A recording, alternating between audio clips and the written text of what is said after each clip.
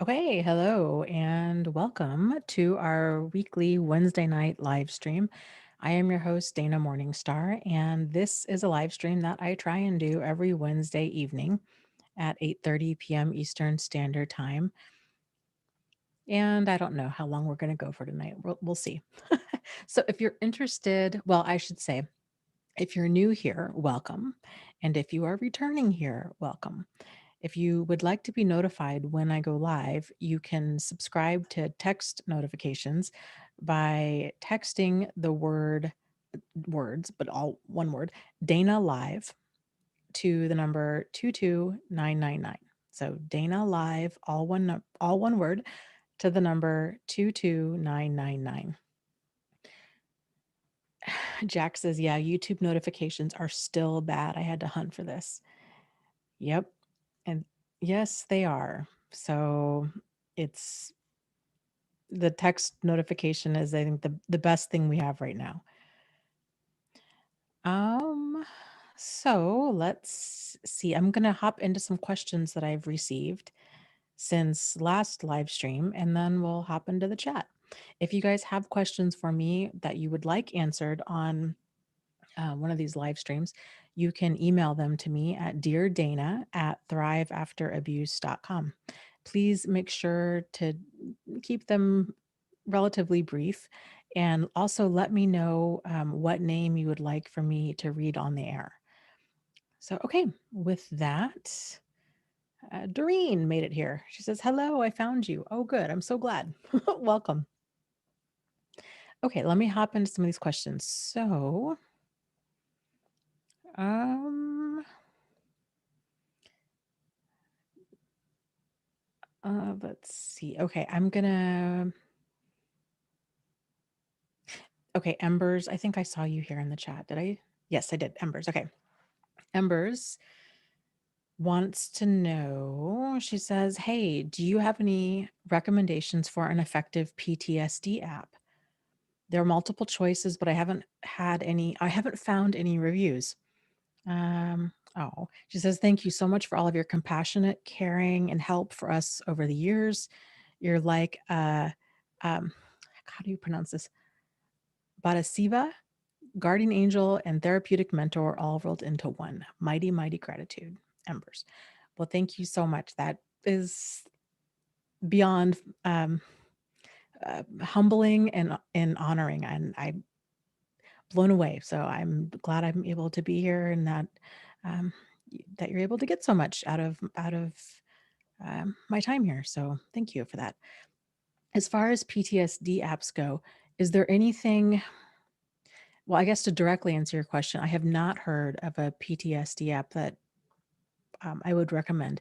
But with that said, is there anything in particular that you're looking for the app to do? So maybe I can recommend something else. Or I guess what are you looking for in a PTSD app? Something to track symptoms, something to give you tips, something to help with anxiety. Um, yeah. So let me know what you're looking for, and then I'll see if I can give you a more tailored answer there. Okay, so while you're hopefully answering that, I'm going to hop to this other question. This is from Lady G. Oh, okay. Quick answer, Embers. She said, okay, Embers responded back, says, how to get out of the freeze or amygdala hijack. Okay. So would it be, are you looking for tips on how to do this? I'm not sure how an app, and I'm just thinking out loud here. I'm not sure how an app would necessarily help with something like that. Um, what does tend to help with the amygdala hijack is the therapy called EMDR. So that helps to process trauma, and um, trauma, is an amygdala hijack, and it's part of why EMDR is so effective when it's done right, I should say, or yeah, when it's done right, is trauma is stored on the right side of the brain.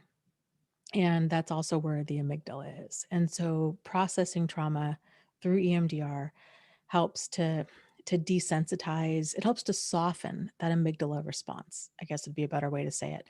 It helps the person to get out of that freeze.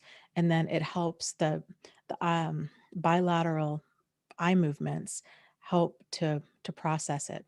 It's kind of the theory behind it is it's sort of like during REM sleep when our eyes go back and forth. It's kind of our brain's way of like defragmenting the hard drive, I guess you could say. So, um, yeah, I guess that would be kind of my number one um, go to in terms of working out that freeze response. EMDR, uh, well, and you don't even necessarily need to be in a formal EMDR session to do this. So, while I would recommend that, something that you can do if this is happening to you, let's say during work, or you find yourself going into that freeze mode, movement helps.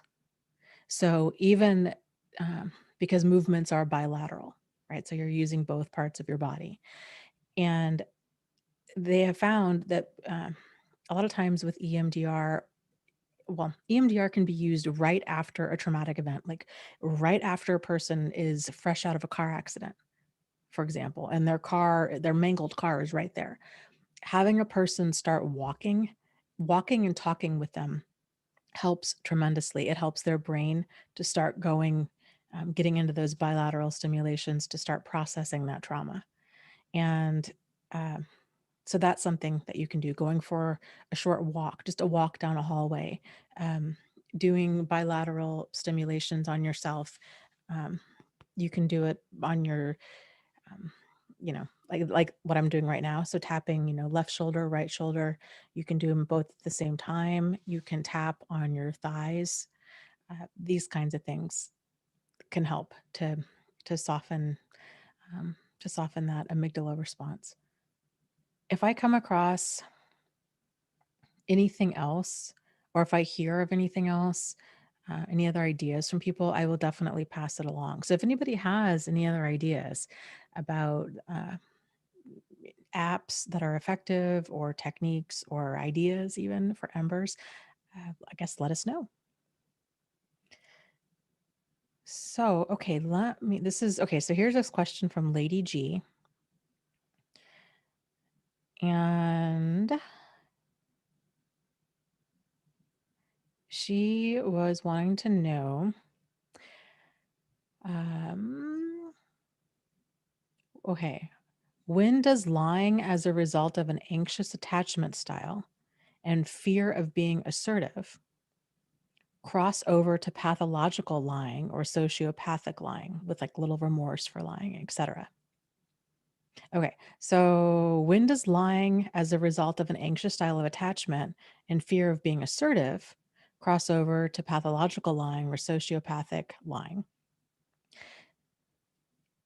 Um, I think it has a lot to do with intention. So when but with that said, and I'll go into that in a second here, but with that said, all of it's problematic.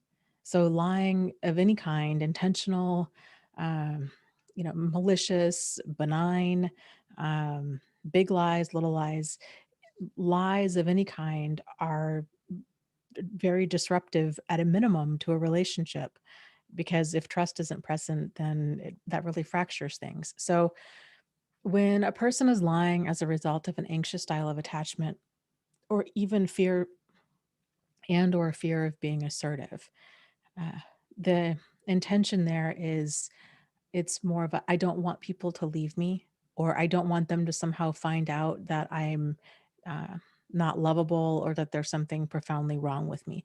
Those kinds of lies tend to be more, they're not necessarily based off of action. So you don't necessarily see them paired up with exploitative behavior. A person might lie and say, "Oh yeah, I went to this concert and it was so amazing," and they're lying to fit in, right? Or they're lying about achievements, or they're lying about um, um, kind of what's going on in their life. in order to kind of get attention and to kind of keep relationships going. Okay.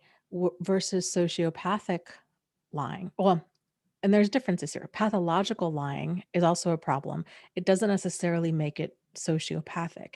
So pathological lying is uh, it's it's chronic and kind of unremitting. It's nonstop.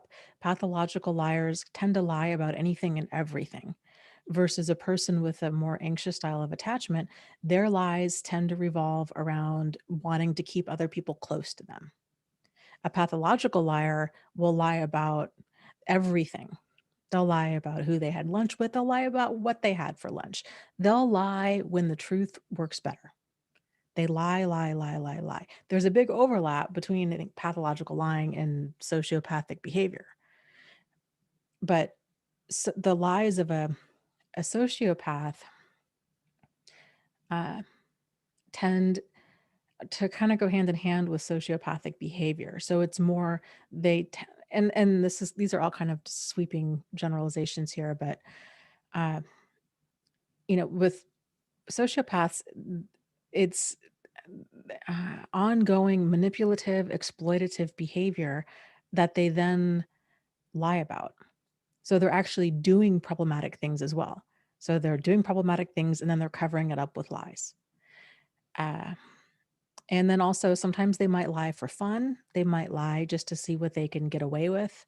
They might lie um, to just make themselves feel smug and superior.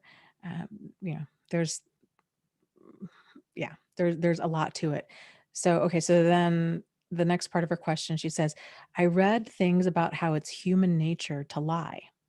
Well, and then she says, it's also human nature to desire trust. Absolutely. I am struggling with what quote unquote normal relationship lies are and when they cross over into problematic. So I'm hoping that I kind of answered that in the fact that they're all problematic. Whenever a lack of open, honest, sincere, or solutions oriented communication is present, whenever there's not that, it's a problem. So lies of any degree, of any frequency are a problem. It doesn't matter how big or small. And I would say that there are no such thing as a normal relationship lies. Uh, lying is a problem. So normal normal lies, I guess we could say, but again, I don't think there's any such thing as normal relationship lies of like, oh yeah, we just lie to each other about these certain things. No, when people lie, okay, but when people, hopefully, it's kind of few and far between, and a normal lie versus pathological lying. Normal lies tend to be because a person's uncomfortable with the truth. So they're trying to get out of trouble, basically. I would say more often than not, they're trying to get out of trouble, or there's shame or embarrassment there. If it's lying about anything and everything, a complete detachment from reality, lying about things that don't matter, lying for fun, lying with the intention of exploiting others, all of that's even more problematic than um, being kind of uncomfortable with the truth. But like I said, it's all poison to a relationship. So trying to kind of separate out, uh, you know, the degree of problematic is I think in part why you're so confused. It's sort of like trying to figure out, okay, well, am I drinking bleach or am I drinking strychnine? Well, at the end of the day, either is going to kill you. So it's a problem. It's the same thing with lies. Lies are poison to a relationship.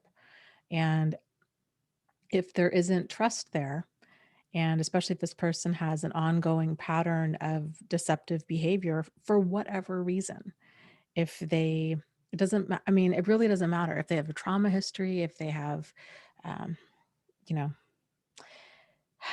they're bored, whatever it might be, it's something that at a minimum, it needs to be addressed because if you're in a relationship with somebody who lies a lot, there really isn't a real relationship there, right? So you're not even really in a relationship with them if they're lying all the time. Okay, let me scroll down. There was a lot to her question, and I did want to say that, Lady G, I will answer kind of the other half of what you're saying in an email back to you. Okay. Um, okay, so here's another question. This is from Ava, who says, I hope you're doing well, and I hope you're liking Canada. I also live in Canada, but on the other side in Alberta. Well, hello, fellow Canadian. I'm a Canadian for the next, I guess, 5 months. We'll see. She says, I was wondering if on your next show you could explain what being a judgmental person is versus someone who has healthy opinions, standards, and deal breakers. I was dating a guy, and oh, he was following a bunch of only members models. So kind of, sexy members only type stuff. She says, I didn't say a lot and I decided to date him for a bit longer to get to know him. I also noticed a lot of other red flags, like he likes to drink a lot. I'm not saying he's an alcoholic, but it's clear he likes to drink. A few days ago, I decided to end things, so I told him that I went through his friends list and saw that he follows all of these naked models. I was curious why he felt the need to look at these women. I just wanted to see how he would respond. He gave me the response I thought I'd get. He's a single guy and has been for a while. He said he was surprised he was asking me and thought it would be more appropriate if after a few years of wait, I think she meant to say he was surprised I was asking him and thought it would be more appropriate if after a few years of dating I brought it up. I said it made me uncomfortable. That would make sense. He thought I was being judgmental. I took some time to think about it. I sent him a text a couple days later, letting him know that I didn't think we were compatible. He took it respectfully and gracefully. Thank you so much. I appreciate what you do, Ava. So, okay, so let's back up. The question is, what is the difference between being judgmental and having healthy boundary standards and deal breakers? Well, when a person is judgmental, we're basically saying, oh, there's something wrong with you, right? We're judging something is good, something is bad. Being judgmental is different from being discerning. So when we're discerning, it's the focus isn't on deciding whether or not the other person is their behavior is good or bad. It's on what works for us. So especially in terms of dating, the whole purpose of dating is we need to have a very high level of discernment there, because you're deciding who you want to move into your inner circle, right? Who you want to be a partner with. So when we're being discerning, it's about figuring out, okay, what works and what doesn't work for me, or in this case for you. What does and doesn't work for you. And when you make that shift, realizing, okay, this isn't about passing judgment. This is just saying, you know what, this doesn't work for me. I like the example that you gave of him drinking. So you said, you know what, he's not an alcoholic, but it's clear he likes to drink. And it's also clear, based on your letter, he likes to drink more than you're comfortable with. This is a great example. So, of you being discerning. So we don't have to determine or suss out, is he an alcoholic? He may or may not be. Frankly, that's kind of beside, we're splitting hairs, right? That doesn't really matter. What matters is he drinks more than you're comfortable with, and it doesn't work for you or your lifestyle. That's it. Discernment. It's getting to know yourself and realizing, hey, this is what works for me. This is what doesn't work for me, and um, yeah, then moving forward. I'm also really glad to hear that he took you ending things respectfully and gracefully. I feel like that's a rarity these days. So, okay, let's see. Let me scroll up here. Okay, here's another question from Kathy. Oh, She says, "First off, I want to thank you for everything you're doing and tell you that you have helped me and inspired me during the last few years. You're helping me to become the best version of myself and help me to learn how to better manage the struggles of life. After going through several unhealthy relationships, I'm now dating a really nice guy. It's our 5 months dating now, and I'm starting to think and analyze a lot whether this guy could be my partner for a lifetime. This time, and especially last year, with the beginning of the pandemic, life has become very different, more isolating, and just more difficult. So, independently from this guy, I really crave safety and security in my life. I'm having some ambivalence concerning him. There's a lot about him that's good. He's very loving and caring. He loves nature and animals. He has shown that he has empathy. We have mutual respect for each other. So I have a good feeling and think that he is emotionally safe from what I've experienced until now. But of course, like in any relationship, there are also some negative qualities. And I'm trying to find out for myself with which ones I could live with and what would be a deal breaker. I still have a lot to learn about healthy relationships, so I'm afraid of being judgy and not thankful for what I have in this wonderful person. But I'm having problems with his lifestyle. At the moment, it's quite simple. He has a job in a shop and seems to have no plans for a career or further education. He seems to be happy with what little he has, and I think this is his life now, and probably it's not going to change much in the next few decades. Right now, due to reduced social contacts, no traveling, and our lifestyles are compatible. But my life will be very busy in the future as soon as I start my internship and I can do more traveling again. I'm okay with a simple life, but I always have the ambition to achieve more. And I love to study and educate myself. I have my life planned out, my careers, my goals, my next steps. This gives me security. My project and idea is to really use my resources and knowledge for the greater good of others. I'd like so much to share my life project with my partner. I see these qualities are not really present in my current partner, which makes me feel quite unstable and insecure about our relationship, especially because I struggle seeing a future together due to this missing quality in him. He has no plans concerning his career or education. He doesn't feel the need to change because he's okay with his current situation.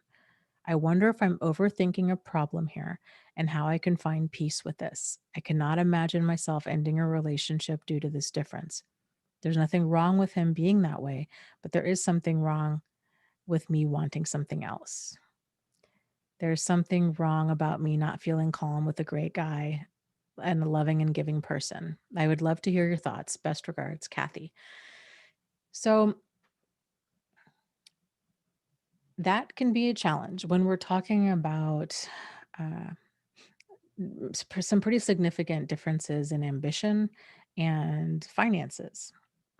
So I would encourage you to be honest with him and have the conversation of, um, you know, yeah, kind of where, um, I would say really a lot of what you said. Like there's so many things right about you. I love the fact that you love nature and animals. You're easy to be around.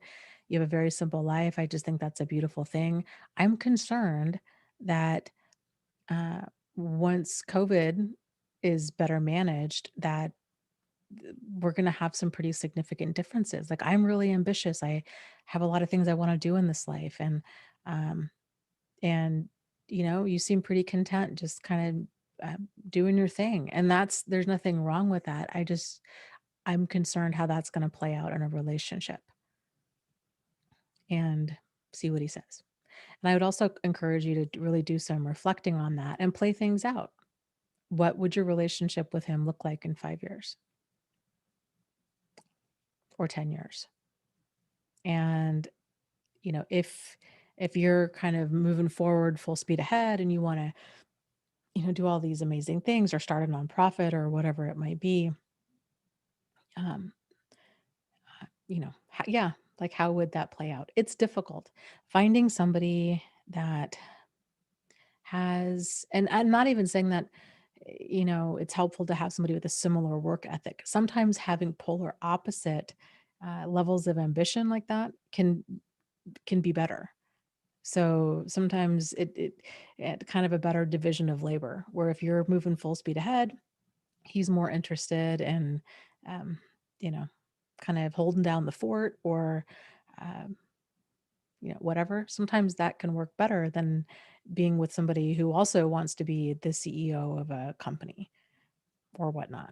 So I would encourage you to have an honest conversation with him and um, yeah, to kind of and see what he says. So okay, so let me scroll here.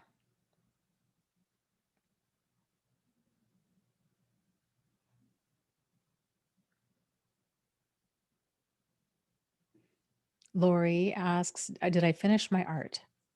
No. No. It's moving slowly. It's a good start, but no, it's still got a ways to go. Uh, let's see. Oh, great question. Huffle Mom says, "Can people text you at your short number, the 22999, without having first subscribed to the service using your passcode Dana Live?" I don't know. To be honest with you, I don't know. That's something I would have to Google. I would say, to be on the safe side, I would go ahead and just subscribe. So send the word Dana Live to the number 22999. You can subscribe at any or unsubscribe at any time. So that way you know for sure that you're subscribed. And then because there's like a welcome message that goes back out. And then uh, you can text me a question or whatnot. Oh, also, we have another thing that we've been doing, we've been experimenting with, which is sending out words of encouragement. So if that's something text alert wise that you'd like to subscribe to, it's uh, the words are "I thrive," so all one word, "I thrive," to the number 22999. And right now we're on track to sending out like 3 texts a week, just little words of encouragement if you're interested. There's no cost for this. The only cost to consider would be if you're on like a limited data plan, then it would be something to consider. So, okay. Um,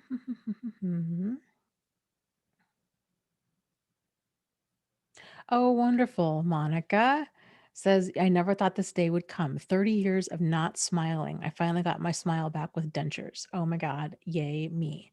Yay, you for real. I am just thrilled, absolutely thrilled. Welcome back. And I welcome back to the world and to just smiling and, um, yeah, being more confident. That's wonderful."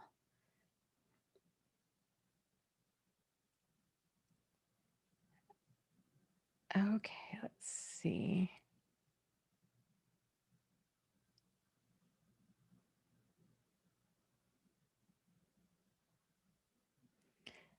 Okay, you and it were talking about lying here. She says, "I tend to very slightly disagree with lying. If telling a white lie to save another from being hurt is understandable, like, do I look fat in this?" kind of level of a white lie. Yes. Okay. So I tend to very slightly disagree as well. So my take on that is, uh, I think there's ways of telling the truth. I think there's always ways of telling the truth without destroying another person. So if somebody were to say to me, "Hey, do I look fat in this?" But let's say, because the question that's deeper to that is really, does this look flattering on me, right? Or how does this look on me? If it really doesn't, if the outfit's not the best, uh, if it's not flattering on them, I might say something like, "Oh, you know what? I really like this other sweater better on you."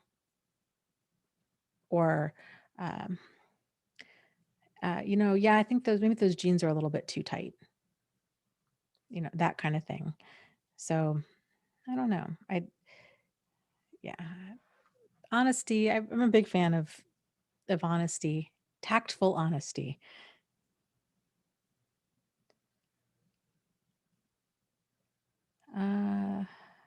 let's see. Okay, let me scroll up here.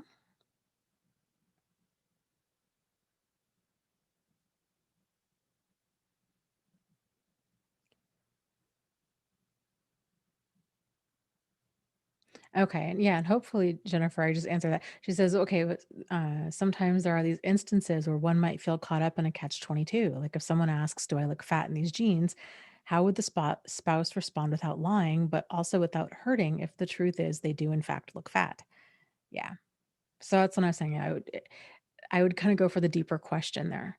So I don't think I would directly just say, "Yeah, you look fat in that," um, or whatever their concern is. I would just say, "Yeah, it's um, I don't know, maybe they're not the most flattering on you, or yeah, they're a little snug," whatever it might be. Uh, so it's I don't at the same it's important to be tactful when we're being honest, but it's also important that people ask questions that they're okay with hearing the answers. And um, if they have, and I speak from from firsthand experience with this, you know, if we're uncomfortable with there's a problem when we're uncomfortable with the truth. And if we're asking somebody else basically to feed into our denial, like if I've gained, I'm short, so it doesn't take a whole lot for me to have my clothes not fit. If I gain like 5 pounds, it's the difference between my jeans fitting or not, and maybe even 3 pounds.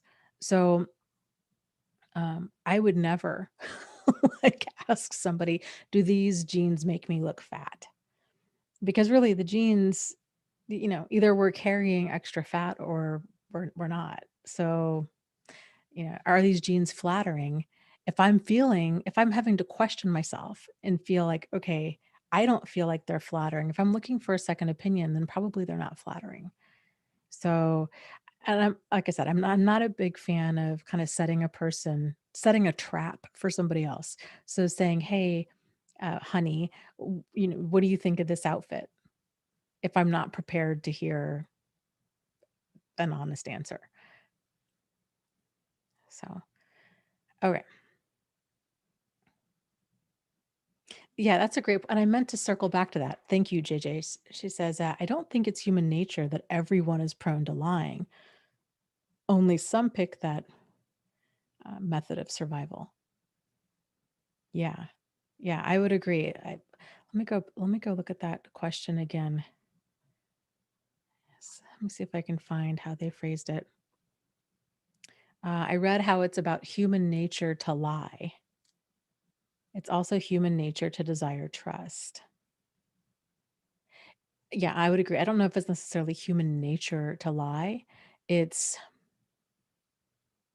part of our, I guess you could say, our psychological makeup. It's part of the psychological makeup of human beings to be uncomfortable with um, a truth that they can't accept.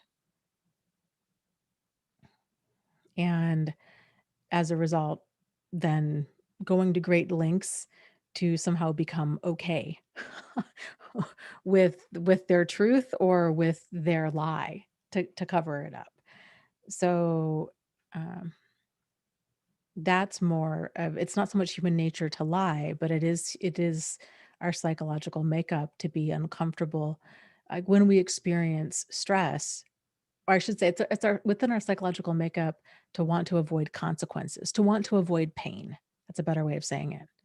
It's human nature to want to avoid pain. You could even say mammalian nature in general, to want to avoid pain. We go to great lengths to avoid pain. And we have a whole series of defense mechanisms, physical and emotional defense, I should say psychological, physical and psychological defense mechanisms that are deployed in order to prevent us from experiencing pain. So that part is accurate. But this is where emotional maturity comes into play, um, and self-awareness and kind of that dedication to personal growth. So we're hopefully climbing out of. kind of that darkness of dysfunction, where we're living at a very base level of trying to avoid, um, you know, um, the pain of reality. Because avoiding reality, we have, in order for our lives to work, we have to live in reality. And in doing that sounds a lot easier than it is. So in order to live in reality, we really have to we either have to get comfortable with what our reality is, or we have to get comfortable with changing our reality into something else. Um, Either way involves some degree of pain, because there's, like we were just talking about, the, gaining weight, or hey, these jeans make me look fat. Like there's certain, and that's just on the mild end of parts of reality that it can be uncomfortable. There's lots of things that can be very uncomfortable with reality that we might want to run away from. But this is why it's so important to, um, this is kind of where emotional maturity comes into play, and um, effective communication, and coping mechanisms. That's probably the biggest one right there. Learning how to cope with pain and with stress. Um, yeah, those are some higher level skills. So, okay, yes, let me scroll here.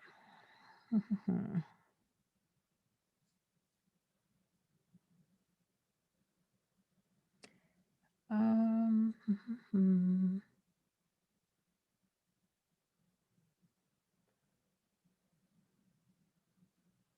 Embers was saying, "Oh yeah, she does dance therapy to shake off the trauma of doing EMDR." That's that's good. That's like a double dose of processing that you're doing there.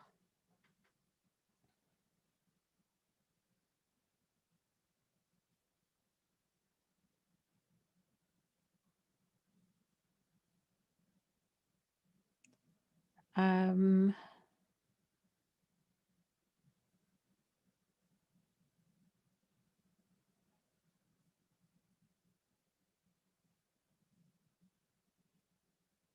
let's see. Thriver asks, "Oh, what is EMDR?"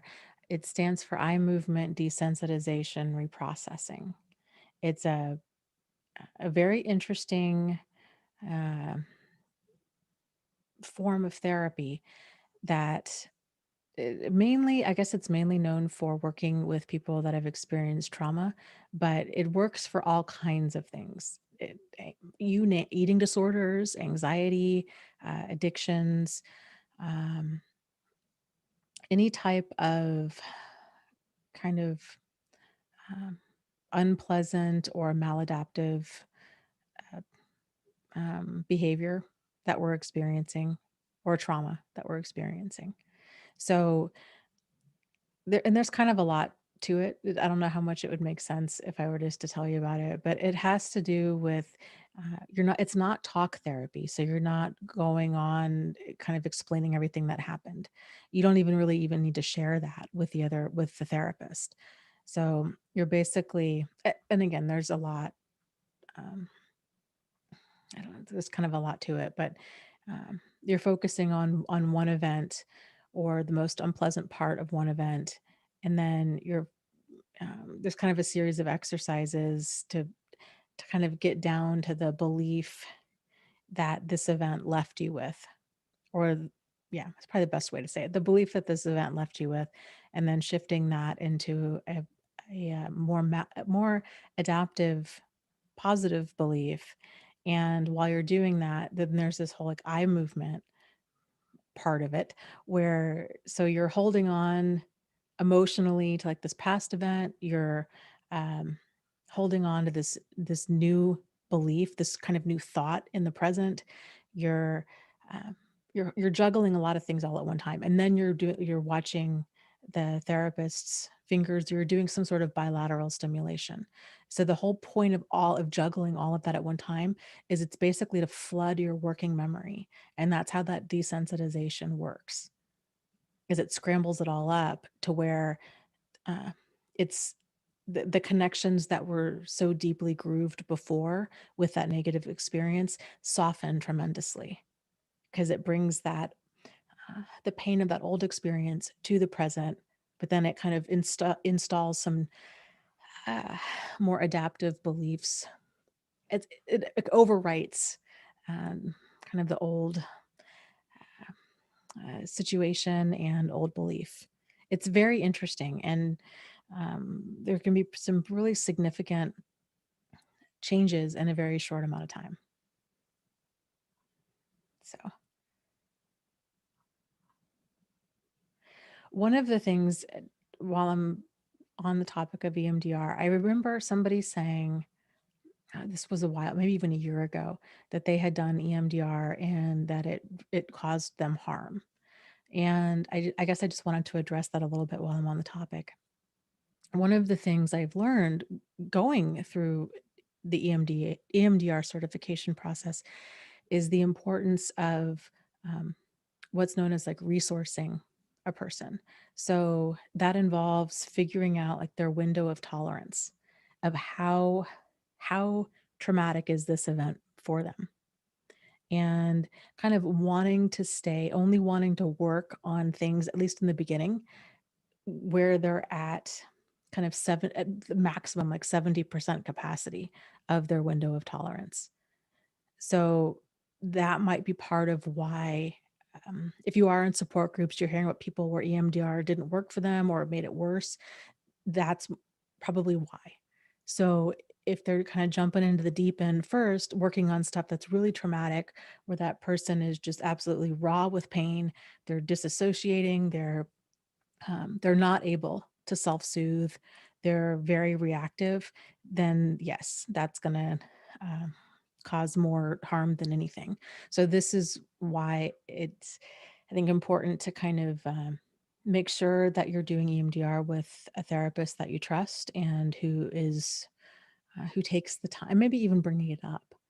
Like starting off with issues that are or challenges that are on the scale of um, emotional reactivity or trauma, they're on the more mild end. So if 10 is the worst trauma of your life, 0 is no trauma at all, they're at maybe a 3 or a 4, just so you can get used to the process. um, just so you're learning to work with your therapist. Hopefully they'll be teaching you some um, like what would you call them, like kind of self-soothing type exercises that you can do so you can get grounded if you need to, so that you're in charge and that you're feeling safe throughout the whole process. So, okay, let me scroll.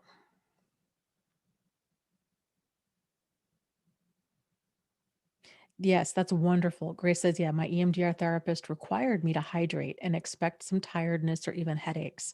It was a deep dive, so we planned each session on days I would be able to rest afterwards. Oh, I love that your therapist did that. Yes, that's so important. So it's also uh, it's common for people to for the processing of that EMDR to continue after the session. Vivid dreams, emotional dreams, all kinds of other stuff might get kind of stirred up. Uh, yeah, over the next day or two. So yeah, if you can schedule sessions to where you have a break and you're able to just be extra good to yourself, or feeling just profound emotional exhaustion or physical exhaustion even you know is kind of par for the course. So yeah, being extra good to yourself.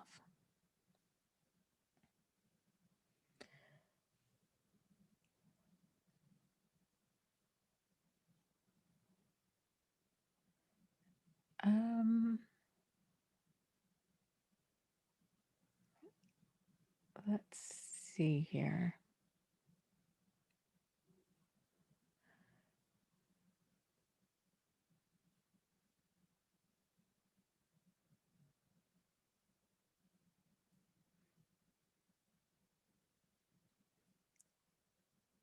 Let me scroll.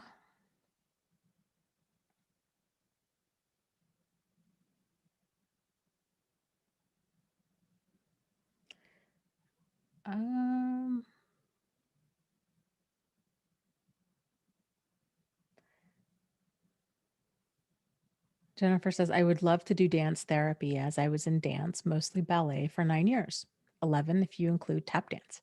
But I fortressed myself so bad that I really feel skittish about applying for any sort of class again, for any topic. I could do it at home by myself, but not a lot of room in my one-bedroom apartment.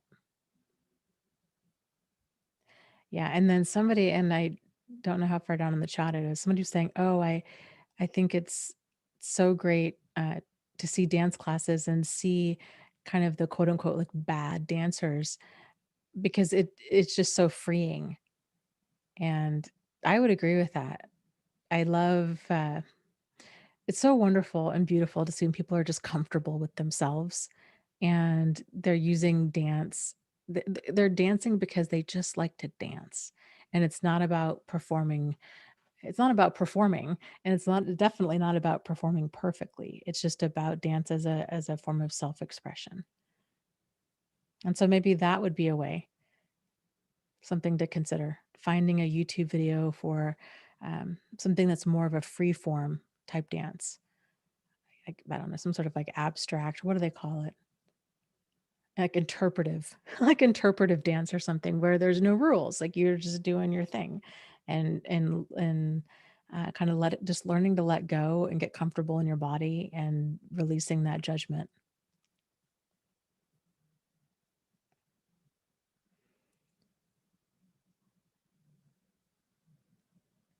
Okay, let's see. I'm scrolling here.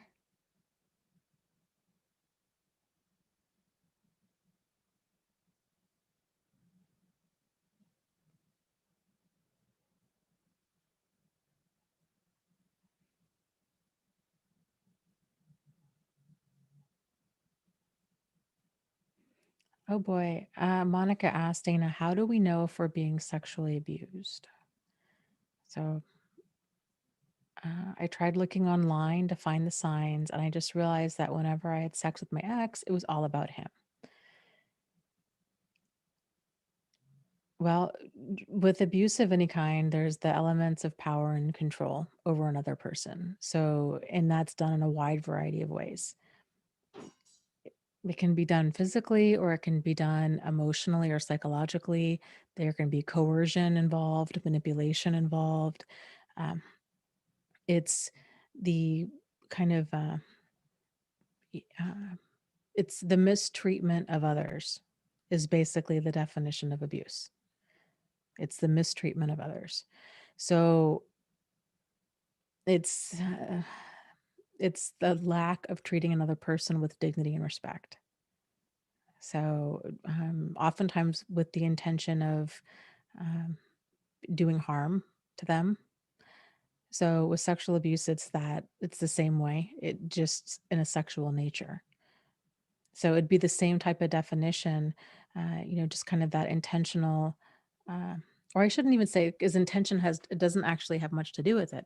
It's the disregard of others and the mistreatment of others uh, in order for another person, in large part, to get their way. So there can be financial abuse, there can be spiritual abuse, psychological, physical, emotional. Yeah, lots of different forms of abuse. I hope that kind of helps answer your question.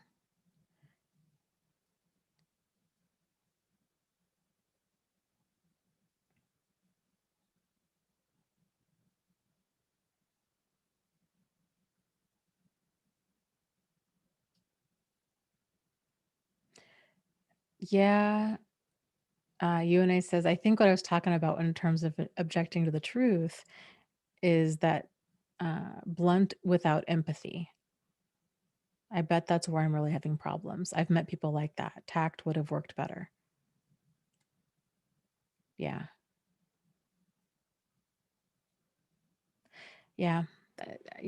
I'm a big fan uh, of being honest, but being honest in like a tactful way. So, uh, yeah. Unless, I mean, with very few extenuating circumstances there, unless you're feeling really unsafe, unless you're feeling that any degree of honesty is going to somehow make you unsafe. That would be my caveat to that. But if we're talking, two friends and somebody says, "Hey, I just made this amazing, you know, um, dish of, I don't know, um, like pureed fish and onions. What do you think?" And you're like, "Oh, yeah, yeah." We don't need to be ugly about it, but we can just say, "Oh, not for me." Or that must be an acquired taste. Do you know what I mean? Like it's not for me. We don't need to destroy somebody in order to be honest.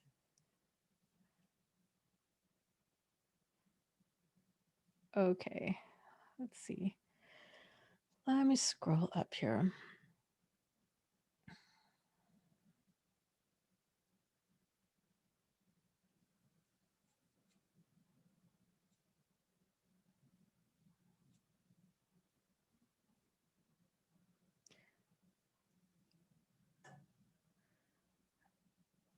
Mm,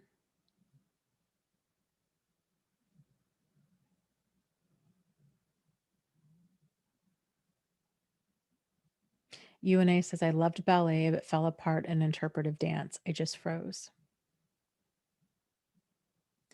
You know, the more we're talking about this and the more I'm thinking about it, I almost feel that it would be beneficial to contact an interpretive dance instructor and have him or her uh, do a few videos or a few sessions. I think that would be really helpful.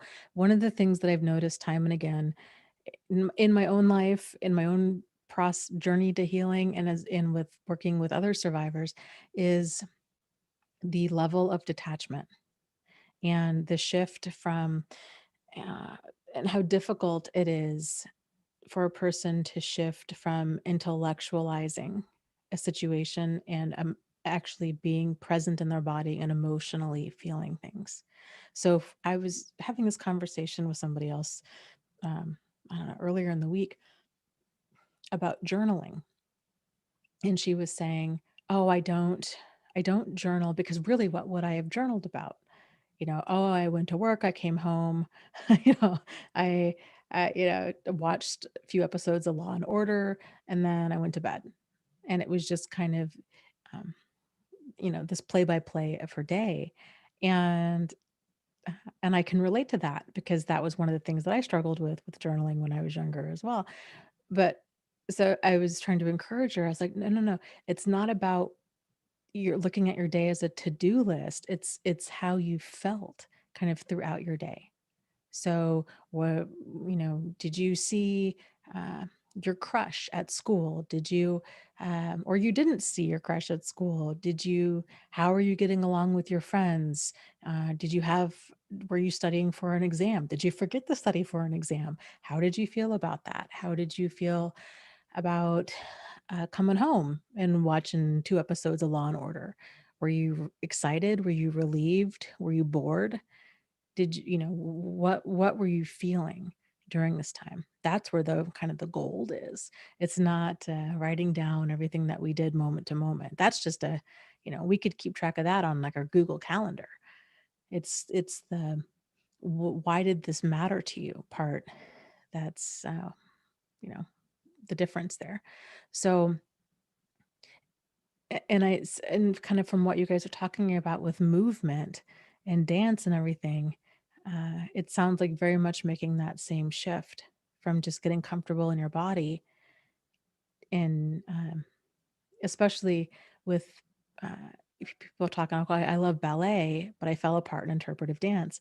Kind of that difference is, ballet it's very scripted, right? It's beautiful. I'm not knocking ballet at all. It's absolutely beautiful dance, but there are right ways and wrong ways to do a step, right? Or to perform a move.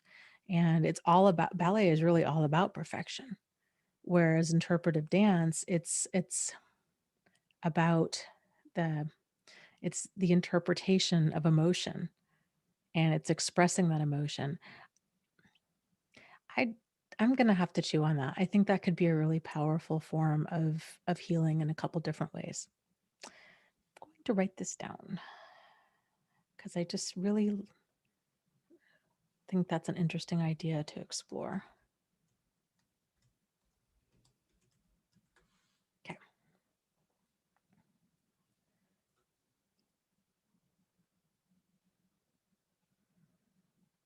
Um,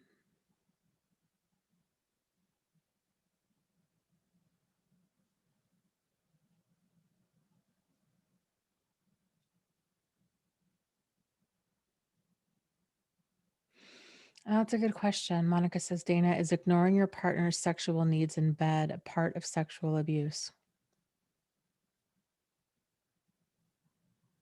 That question covers a lot of ground. At a minimum, if it's uh, if it's willfully,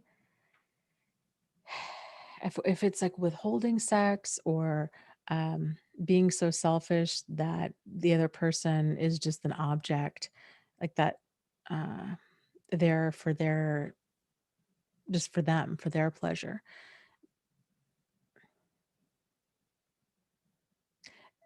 I would say it's almost kind of walking that line. At a minimum, neglecting a person or kind of freezing them out sexually or not wanting them to experience pleasure, that's emotionally abusive. So um, I think the bigger question here, at a minimum, hands down, that's a problem. And um, I think there's quite a few people out there. My experience has been more so with women, but I would imagine that there's a lot of men out there that have experienced this as well, where after a series of really selfish partners where sex hasn't been enjoyable, they learn that that's what sex is. That sex is somehow sort of this self-sacrificing act for another person, and it's that feeling of, well, my body is not my own, and well, I guess since I just don't really get pleasure from this, I'll just do this for you. And I've heard horror stories from women about the things that they've kind of endured in the name of love, thinking, oh, well, I want to please my partner, but they're really hurting themselves in the process. So a lot of this, so that's a problem at a minimum. And I think moving forward from that is going to be realizing that it's okay, that sex is something that really should be pleasurable for both people, and that your body is your own, that you have the right to say no, and that if a partner is trying to wear you down using, fear, guilt, or obligation of, oh, you should do this because we've been dating for 5 years, or you should do this because we're married, or if you don't do this, I'm going to leave. That would be a good example of fear. Or if you don't do this, I'm going to find somebody who will. That'd be another example of fear or guilt. Why pay all the bills around here? What you can't even put out? Or I can't believe that you wouldn't, um, do this for me. I do so much for you. That kind of thing. Guilt. So that all is very coercive behavior. Doesn't have any place in a relationship at all, especially in the bedroom. So yeah, I don't know. What are you guys' thoughts about that in the chat? In terms of where that I know this can be kind of a sensitive topic, but I would be curious to know kind of where is that line?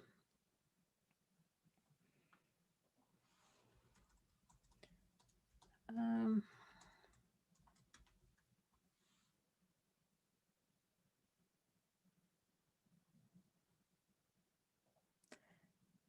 okay, let me.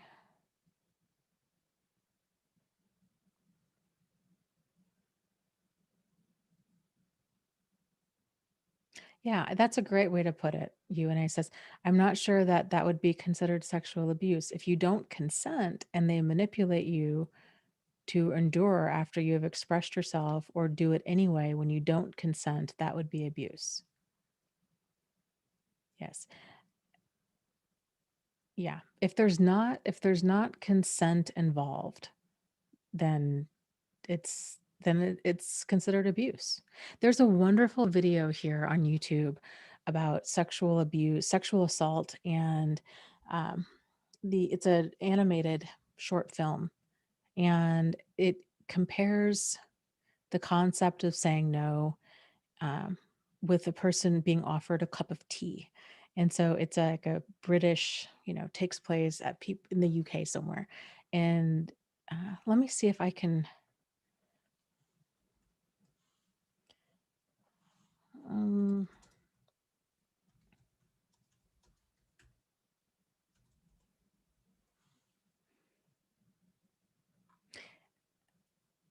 okay, yes, it's called Tea and Consent. And I'll see if I can post a link in the chat here. It's wonderful.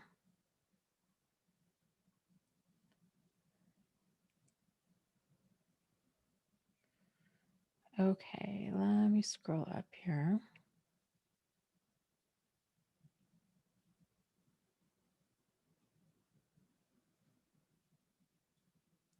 Okay, Jack is saying that this is a really hard topic for me. Okay, let's shift gears.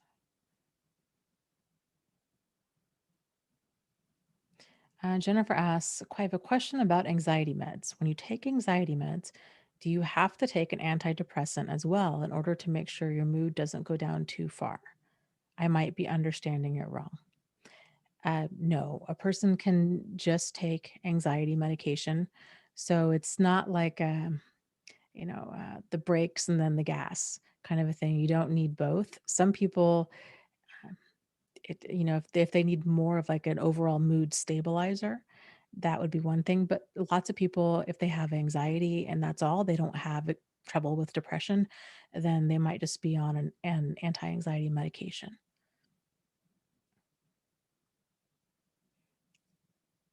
So and also an anti-anxiety medication shouldn't like depress your mood. Uh, it just takes the edge off of the anxiety.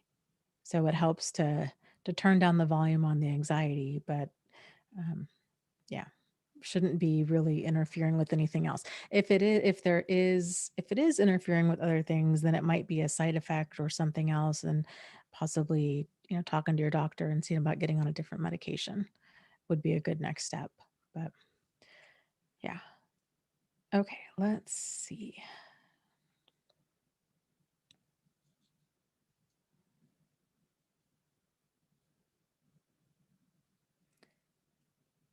Um,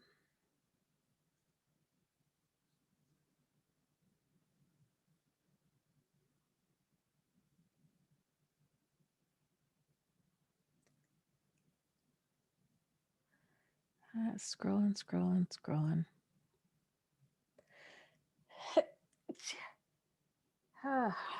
Okay, excuse me.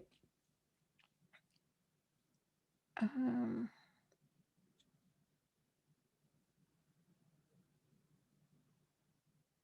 Jennifer says that's probably where I got a lot of my perfectionism in my life. Ballet is really all about perfectionism. Yes. And I will add too that a lot of people tend to be drawn towards um, kind of perfectionism and extreme forms of control uh, because they tend to feel out of control in some way, shape, or form. So it's that need, it's that very human need for safety and security, but it can be taken to an extreme. So obsessive amounts of anything or uh, doing things for control, eating disorders, especially anorexia, tend to have a lot of control components to it. So um, yeah, and of course, it's not a conscious thing, nobody thinks, "Oh boy, I really wanna, go develop anorexia," or "I really wanna, go develop this unrelenting level of perfectionism that's gonna, keep me awake at night." It's not that. It's tends to be our brain's way of if we're kind of feeling out of control in some ways, to be like, oh, okay, I can control this and I can control it really, really, really well.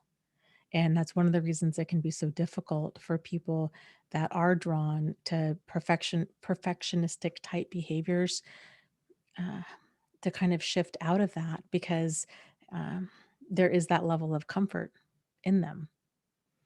So, the brain is really wild in the way that it works, and there's so much that we just don't know about it, and um, you know, just so many different factors that go into shaping and impacting our behavior. And yeah, okay. Let's see here.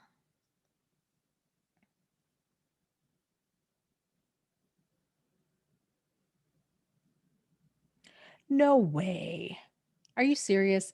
Amberza says, I was a modern dance and art professor. I use all of my experiences to formulate expressive arts therapies and multiple modalities to include in my book to help survivors with CPTSD. OMG, we need to talk. How did I know this? I don't think I knew this. That's phenomenal. That's phenomenal. That is so cool. I would be so curious to hear what kind of yeah, what your experience has been with that.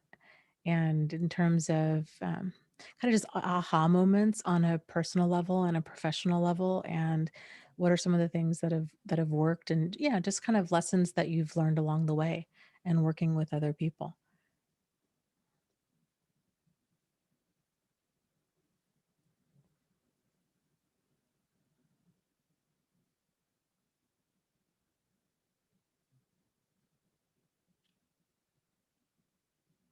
Ava asks, what about when the other person thinks you're mistreating them and they are the ones being abusive? Great question. So this is where really having a healthy understanding of what um, boundaries are, because it can be very easy to get confused when we experience another person who doesn't understand what boundaries are. And they if so it's I guess in part of that is figuring out, like, okay, understanding where we start and end and where another person starts and ends, and realizing that um, everybody has the right to their own kind of wants and needs and thoughts and feelings, and the right to say no. They have the right to be an individual. And when our boundaries are functional or healthy, then there's that level of understanding. When our boundaries are not functional, so they're damaged in some way, shape, or form, or they're kind of weak, we could say, there's a blurring of that. It's and that blurring is sort of like, well, I don't really know where I start and stop, and I don't really know where you start and stop. You'll see this a lot with um, abusive people, and that's part of it. Because if they really understood this concept and um, had the emotional maturity and had the ability or desire to kind of regulate their behavior, they wouldn't be acting in the way that they were acting. So for an abusive okay, so if we're saying, okay, healthy functional boundaries, it's understanding that you have the right to wants, needs, thoughts, feelings, opinions, the right to say no, the right to autonomy, the right to be an individual. I have that as well. When that starts to get blurred is when another person is trying to mistakenly thinking, or I shouldn't even say mistakenly, because they're in their mind they're not mistaken. They're thinking this, but their thinking is the mistake here. Uh, they're thinking that, oh, you know what, you're responsible. You're somehow responsible for my wants and needs, my thoughts and my feelings. Um, or if you tell me no, then you saying no is somehow a punishment to me. That's a great example of blurred boundaries. So if I were to tell, I don't know, if I were to tell somebody, hey, you know what, I can talk to you tonight, but I only have 30 minutes. I'm really busy. And I can't believe, well, I'll just give you an example. This is not a real example. This is just an example. Um, let's say if I were to tell my mother, Mom, okay, um, yeah, I'd love to talk to you. I only have 30 minutes tonight. I'm really busy. And she were to say something along the lines of, I can't believe, what do you mean you only have 30 minutes? I'm your mother. I gave birth to you. I can't believe, how could you do this to me? I would never do this to you. Right? So if we don't have a solid understanding of, hey, you know what? It's okay for me to set limits, then we might be knocked off balance by that and think, oh, because that message is full of guilt and obligation, right?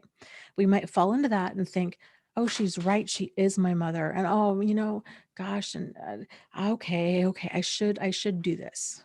I should talk to her for longer because she wants me to. So then we start second guessing our ability to have our appropriate limits. Um, so here's the thing too with limits is uh, we have, because of that, we have to kind of, all we can do is deliver our limits firmly and tactfully, and then we have to release the rest because we have no control over how the other person receives that or how they perceive that and what they do in response to it. So to answer your question, Ava, when we come across a person who um, claims that we're mistreating them, but when the reality is they're being abusive, well, there's a couple different things that could be going on there. If they're being abusive, but they're um, saying that we're being abusive, it could be just flat out projection where they're not wanting to own their behavior and so they're putting it on us. Or it could be a blurred sense of boundaries. Let's say they're, I don't know, they're yelling, they're um, they're being abusive in some way, shape, or form. They're name calling, they're whatever, whatever they're doing. And you set a limit with them. And then they think, well, you're being mean and cruel, and I can't believe that you're, doing whatever you're doing. That's another way that they might think that you're being abusive. Um, it's not uncommon. Well, I guess those two scenarios are actually pretty common. It's not uncommon for an abusive person to do that level of projection. And sometimes it's not even necessarily projection. It's almost just like flat out gaslighting, where they're trying to get you to they're just trying to erode your sense of reality.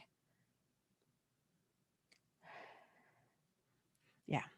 This goes back to kind of, what do we have control over and what do we not have control over?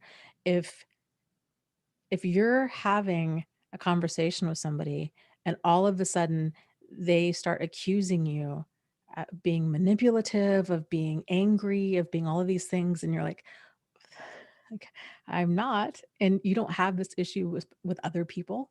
It seems to just be with this one other person, and you find yourself kind of continue questioning your sanity. Uh, their behavior is abusive in other ways at other times. Odds are it's them, it's not you. And because of that, this is not a communication issue.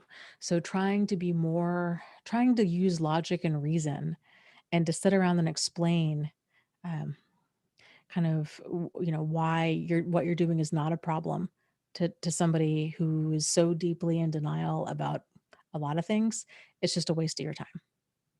It's just going to frustrate them and it's going to annoy you. So, yeah. Yeah, Monica says, "Yep, it's up to them how they wanna perceive it. We have to let go of that." Seeing inappropriate behavior for what it is, seeing manipulative behavior for what it is, makes it so much easier to detach emotionally from it. Because 'cause you're not then it's but even then, I will say it can be difficult to not want to kind of prove yourself, to be like, "What? No, I'm not this." manipulative, abusive person that you seem to think I am, or no, this point that I'm making isn't, uh, ridiculous or out of the blue. Like, it can be hard to not want to stand there and just defend yourself against outrageous claims or, you know, bizarre behavior or whatnot. But there comes a point where, trying to argue with somebody like that, you're just screaming into the wind. And um, yeah, it's impossible to have a relationship with somebody who's kind of that deeply in denial about things, who doesn't even have the basics for kind of appropriate adult behavior or effective communication.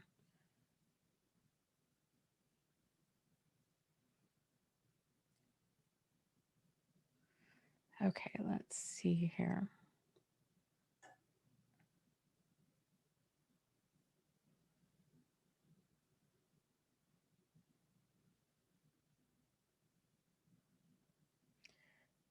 Grace says it took 43 years to figure out that my relationships were nearly all abusive. I always thought I was one of the lucky ones who wasn't in abusive situations. I know better now, but I'm so scared to try again. Yeah, that makes a lot of sense. That makes complete sense. And it's the more like covert or subtle forms of abuse that can be, in many ways, they can be very confusing and it can be very jarring, exactly like what you're experiencing, because it's not really taught. And because it's not taught, we struggle with knowing how to keep ourselves safe. And there's a certain, and as strange as this might sound, there's kind of that certain level of comfort with physical abuse because it's more concrete. And I hear this from all the time from people. I really wish, in some ways, that this person had slapped me or hit me, because then I would have known for sure this was, in fact, abuse, versus emotional or psychological or any other form of abuse, which there can, if you don't have a witness to your reality, it can feel, it's a lot more confusing and it seems like a lot more gray area, because a lot of that behavior is normalized. It's not seen as a problem. I think there's a lot of people in society that don't realize how damaging emotional and psychological abuse really is. And um, so it's understandable if once you're kind of made aware of, oh my gosh, yeah, this is what I was experiencing, and how did it go on for so long, and how did I not realize that it was going on? That can be very unnerving. The good news is, knowing what you know now about boundaries and um, kind of what it means. Um, Basically, that being treated with dignity and respect, these are just basic human rights, not something that you have to try to earn, not something that you need to beg for, or um, you know, to to to do anything for. Like, this is just the foundation of appropriate adult behavior, is treating others. It's manners, right? It's just having manners. So um, understanding when somebody's doing something that's uncomfortable for you. Like we were talking about earlier, one of the questions was the difference between, basically between judgment and discernment. And um, we don't have to even judge or even determine, is this person's behavior in fact abusive? Are they a narcissist? Are they a sociopath? We don't even need to have concrete proof of any of that. It doesn't have to get to that extent. Using discernment, we can turn inward and figure out, what does or doesn't work for me, and then act accordingly. If you're not okay, I have a friend who, for example, is super big into keto. Okay. She doesn't date guys who eat a lot of carbs. They're so that has nothing to do with abuse, right? But that's her level of kind of discerning, finding a partner that she's compatible with. That's what it means for her, because she eats a certain way, has a certain lifestyle, and that's important enough for her that it's considered a deal breaker in people that she dates. So, it's the same thing with moving forward, learning. to get comfortable enough in yourself to know, okay, where are some of your deal breakers? What is okay with you? What is not okay with you? More so though, well, I guess they're equally important, but the when somebody kind of crosses a line or does something that just doesn't sit well with you, then figuring out, okay, well, what needs to happen here? And that what needs to happen here is either going to be an honest, tactful conversation, or it's going to be um, on the extreme other end of that, getting some physical distance, maybe even going no contact with them if you're feeling like, you know, um, having a conversation with them is going to put you in harm's way, or um, or that it's just not going to be productive.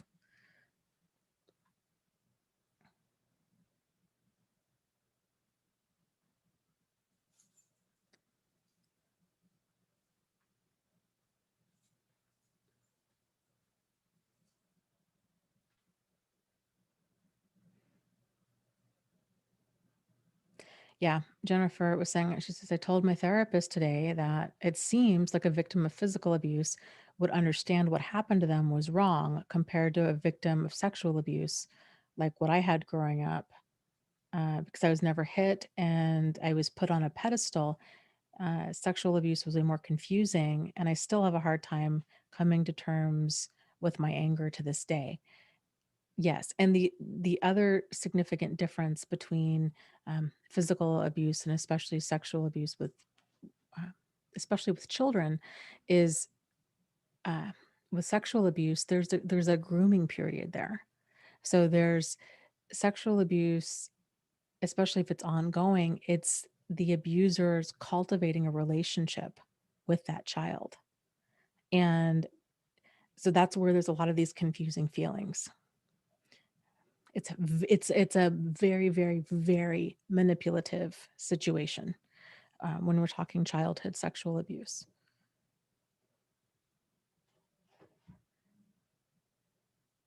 So, okay, let me.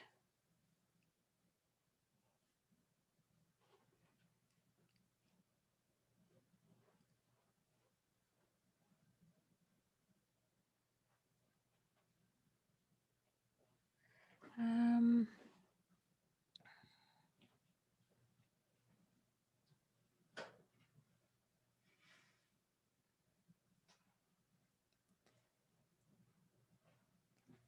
let's see. Let me.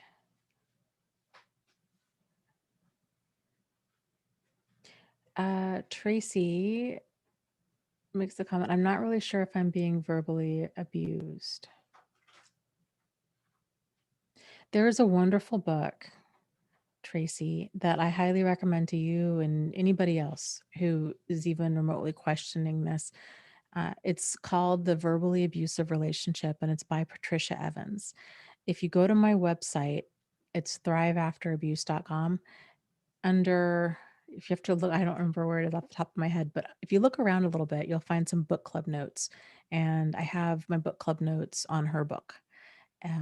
And there's, I want to say like 11 or 15 forms of verbal abuse that she lists out, which I think are it's just very eye-opening. So it's and the way that she describes verbal abuse too, and I'm just paraphrasing here, but it's basically like diminishing, defining, or demeaning behavior. So it doesn't have to be name calling, it doesn't have to be yelling, it doesn't have to be cussing. It can be withholding, it can be um, shaming, it can be um, putting another person down. It's telling another person how they think, how they feel, what they're capable of, which all falls into that like defining part of verbal abuse. Uh, it's diminishing behavior. So it's words that are used in order to make a person feel less than. In short, is what verbal abuse is.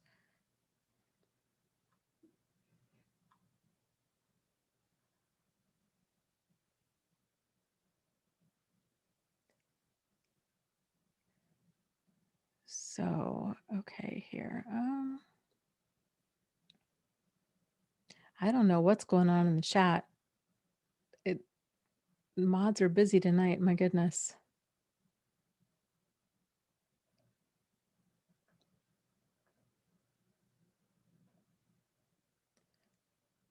Um,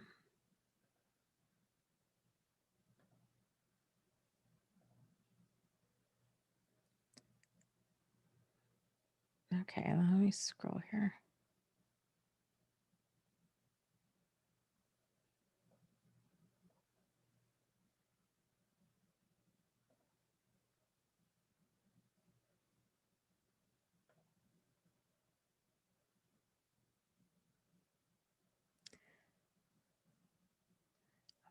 Okay, let's see. I'm scrolling here.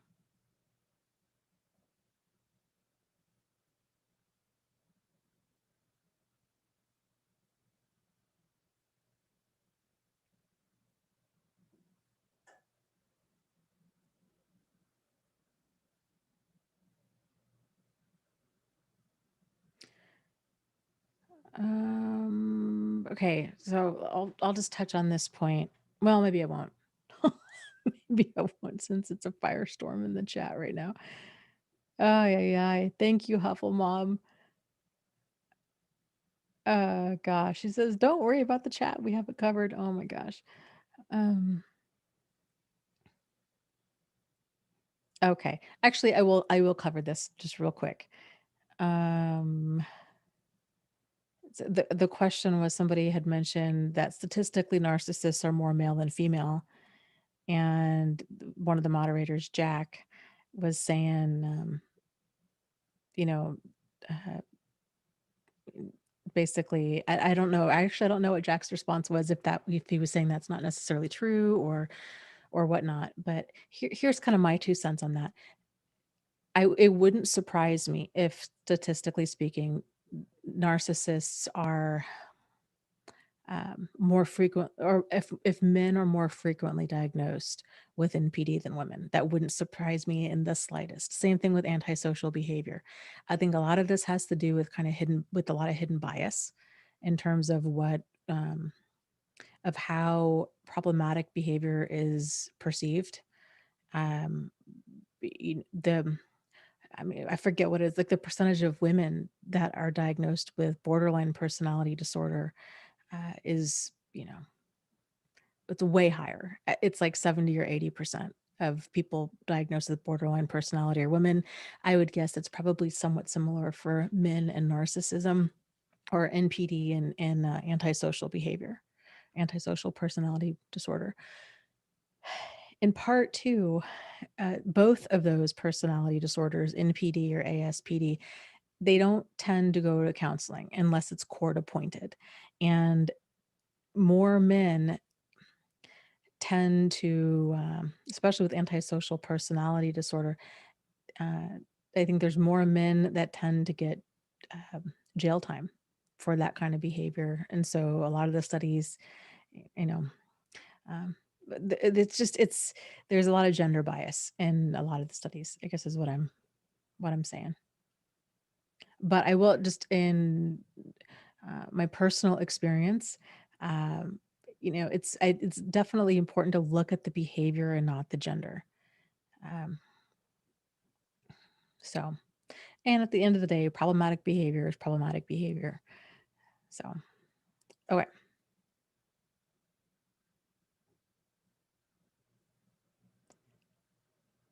Okay, so this is a good point. JJ says, so calling a narcissist is abuse.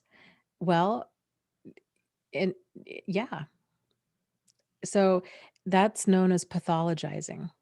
So if you're taking a person's diagnosis and you're using it in a way that's defining to them, and you're kind of using it against them, whatever that diagnosis might be, right? Oh, oh, you're such a borderline, right? Or oh, um, because it's dismissive, right? Or you're such a narcissist, that kind of thing. There is no, um, um, it's the intention behind that. It's to diminish and define the other person.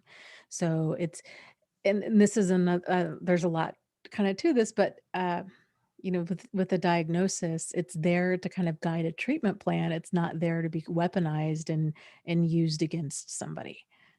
So that's kind of the difference. Now it'd be different if there was no emotion behind it. But even still, the DSM, it's moving more towards understanding personality disorders as like a trait-based thing. So it's not even, oh, this person's a narcissist. It's traits. It's about traits, like sociopathic traits, narcissistic traits. And in many ways, that's more helpful because then it's not so black or white, like either this person's a narcissist or they're not. It's traits, traits of borderline personality disorder. So, yeah, I hope that makes sense and kind of clears things up. Okay, Miss Moongable says, regarding control tactics, how about playing the devil's advocate? How should we respond to that?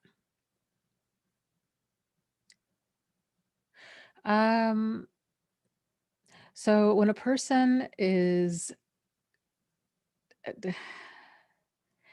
continuing to play the part of contrarian, right? That can get really old really fast. And it's you don't have to so you don't have to feed into that. So if somebody is um, you know kind of continually trying to poke holes in your argument, or it's seeming very kind of undermining everything that you're saying, and you kind of get the feeling they're not really looking to understand, they're not really looking to hear what I'm saying, or work towards a solution. They just kind of keep, it's like they're they're wanting to debate. And if you're not up for a debate, that's fine. This is when it comes down to saying, uh, you know, I don't want to debate this point, or I feel like this conversation needs to be put on ice and had a different day because I feel like we're not getting anywhere. And then just nipping that in the bud. Because if you were to say, well, I feel like we're engaging in a debate and I don't want to debate, then if they're continuing to play that part of the contrarian, they might be, well, I'm not trying to debate. They're just going to keep going. At the end of the day, circular conversations are frustrating and no fun. And they'll wear you out, and they're frustrating. They're crazy making. You don't have to participate in them. So whether or not a person's doing it intentionally or unintentionally, if you find yourself getting frustrated in a conversation, it's okay to say, you know what, I just need to take a time out. We need to revisit this topic another time because I feel like we're just not getting anywhere, or I'm just tired. Uh, yeah, and we're just not gonna get anywhere tonight on it, and then just shut it down. Huffle Mom says, what can I do about my anger management problems? They are a huge trigger for Jack, and I've been fighting my temper unsuccessfully all my life. So I guess, um, do you notice any themes around your anger? And I guess what I'm looking for here is it you kind of getting activated? Um, or is it just you go from 0 to 10 frustration wise really quick, kind of with everything? So let me know and I'll keep looking for your answer here.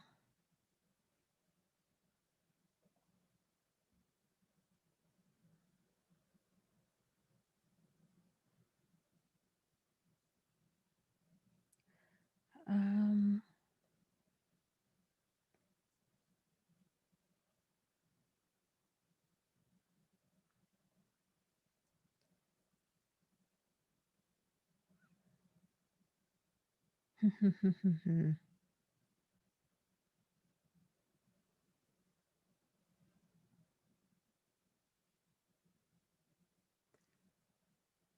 yeah, Jack was saying, yeah, the use of the devil's advocate can be a variation of deflection.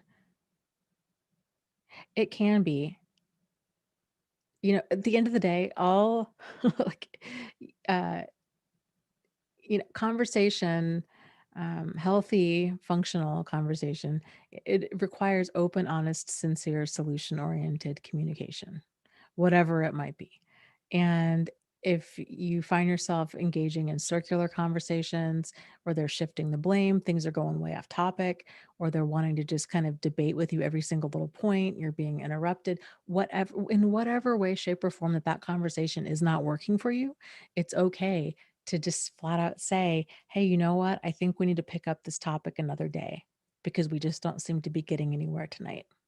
And if they want to argue that point, stick to your guns. So if they say, "Oh no, no, I wasn't meaning to debate, and I wasn't this, and I wasn't that," just say, that might be the case, but um, I'm just feeling really frustrated right now, and I just don't think we're going to get anywhere. Let's pick it up again another time. That's it. You set the pace. So especially if you're feeling frustrated and at wit's end, and that uh, your level of patience is just very quickly wearing thin, you don't need to keep pushing yourself to try to be solutions oriented and continue this conversation. There's no need for that. So if you realize, okay, you know what? Getting paper thin here with my level of patience. And I think at this point, I just need to um, kind of call it a night and and that's it. And just disengage. That's it.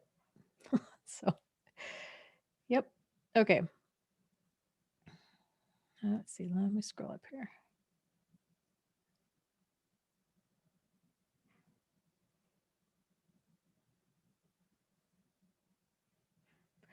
Okay. Helpful Mom says, I usually feel angry when I feel like Jack is trying to tell me what he thinks I may be thinking or feeling. Well, yeah, that can be frustrating. I don't think most people like that. And, um, and it depends too on how he's phrasing it. So there's a difference between saying to somebody, um, you're angry, or uh, boy, you know what? I could really that meeting today yeah, when we met with my mom, I could really tell, gosh, you were feeling whatever sort of way, embarrassed, angry, sad, mad, whatever it might be. It can help to, instead of telling another person how they're thinking or feeling, to tell them what it seems like to you. You know, boy, you sure seemed upset, or um, it kind of seemed like you were a little embarrassed when my mom brought up X, Y, and Z. Like, is that the case? So kind of asking for clarification. I will tell you, there's a lot of kind of like empathy training out there, and that I completely disagree with on this one part where they teach they teach in order okay they when it comes to communication and certain empathy training courses, to not do what I said. So just to do the opposite. So instead of saying, "Oh, it seems like you're upset," or um, and to do the opposite and to say, "You're upset." So to name the feeling of the person. And the thought behind it is then that way you're also helping them name their emotion, and you're in it with them, versus that distancing of, "Oh, you seem upset." I disagree with that I don't like telling another person how they feel, because there's a really solid chance that we're wrong. So I don't think, uh, it's I don't think it lends itself to empathy. I think it lends itself to a lot of, confusion and, um, hard feelings. So um, kind of asking more open-ended questions about what a person's thinking or feeling. It's very common. See, and this is how projection can get into the mix too. So let's say if, um, I'm just going to make up an example. Okay. So I'm just making up an example. Let's say your spouse walks in the room and he makes a mistake, and you kind of, maybe you even giggle. Maybe he trips, right? And it's just kind of funny, catches you off guard. Like, you're not laughing at his pain. It just struck you as funny in the moment. And you kind of giggle, or um I don't know, whatever it might be. And he says, "Oh, uh, you think I'm clumsy. You think I'm stupid. I'm just the joke to you." Right? That kind of thing. That's projection. So, and that's a problem. Or let's say you go into the bank to get a loan, and they decline you for the loan. And the banker even shakes your hand on the way out and says, "I'm sorry, we couldn't help you. We know economy's, tough, whatever." And as you're leaving, you're telling each other, "Oh, you know what? That banker, they think I'm, um, you know, they think they're better than me. They think this, they think that. Uh, and it's kind of all of these narratives that we can sometimes tell ourselves. But one way to catch that is to like to own, kind of, who owns, making sure that we own our thoughts and feelings, and letting other people own theirs, and realizing that we're not privy to the inside world of another person. So we can kind of make assumptions, and sometimes we might be right, but sometimes we might be wrong. So that's why I think it helps to kind of get feedback from that person to see if our assumptions are accurate.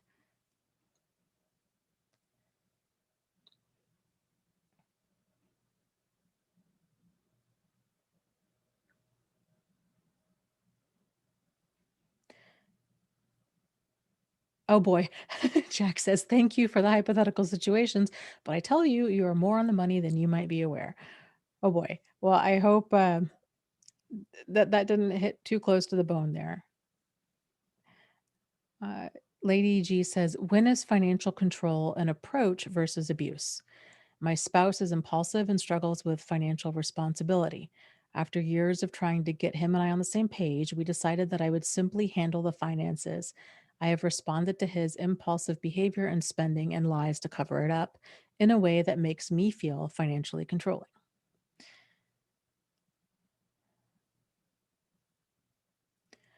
Um, well, I think there's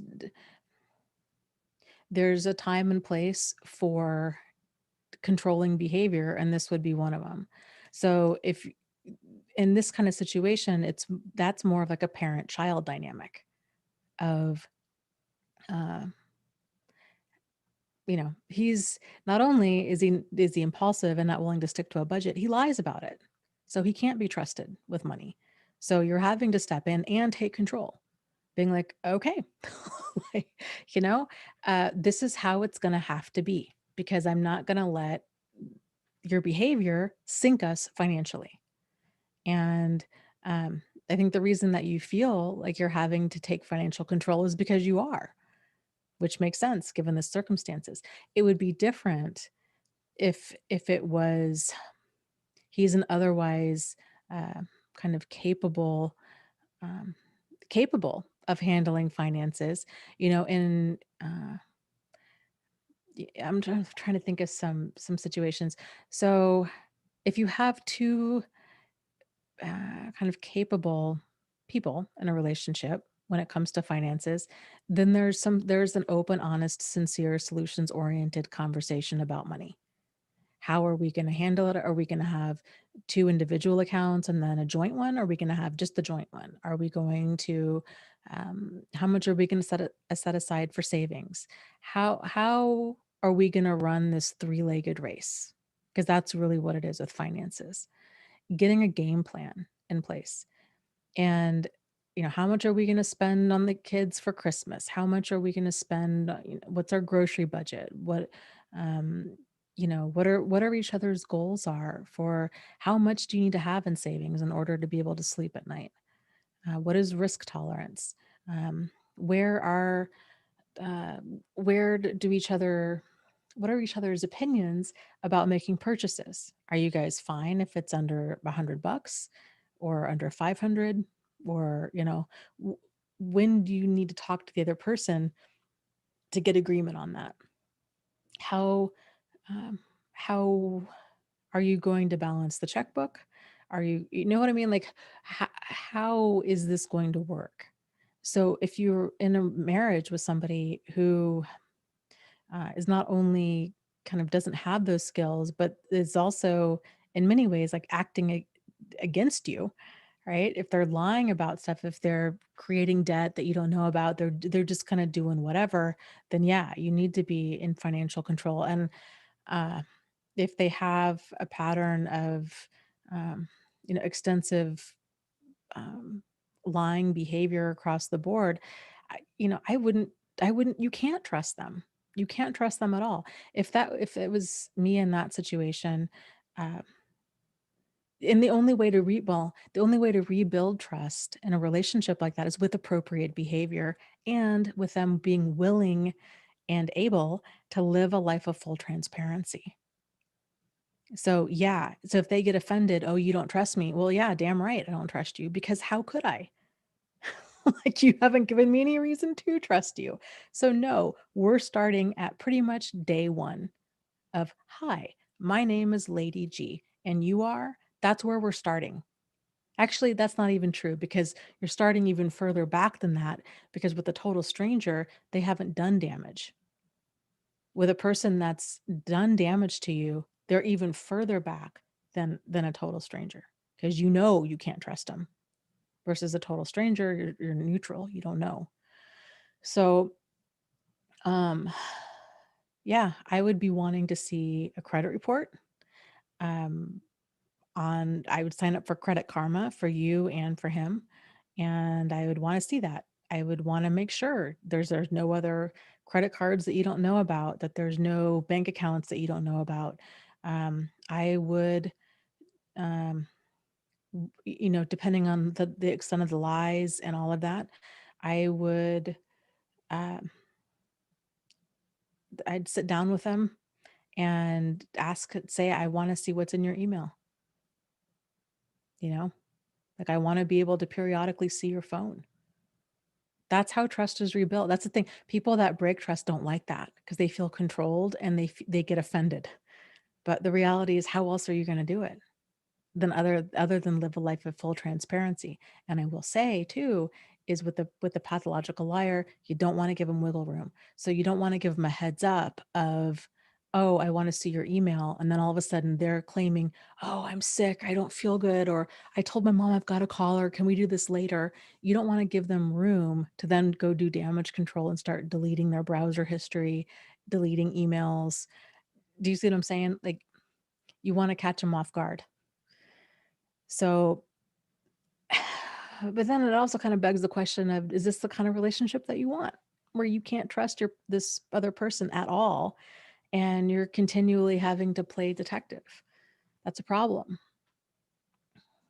So, um, yeah, but financially, at a minimum, uh, and you might even want, if it's an ongoing issue and if it's that bad, you might want to contact an attorney and at a minimum consider doing a financial separation, where you're not legally responsible for any debts that he's taking on, at least as of that financial separation. So, yeah.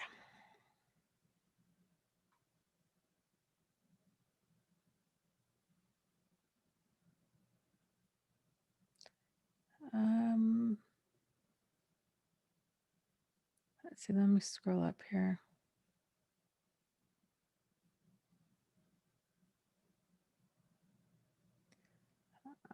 Melissa says, I just started the chat with someone online and I noticed some love bombing and future faking within the first 3 or 4 days. We have a lot in common, so maybe he was just excited. I said things are moving fast, and I told him I needed some space. That was on January 1st. I haven't talked to him since.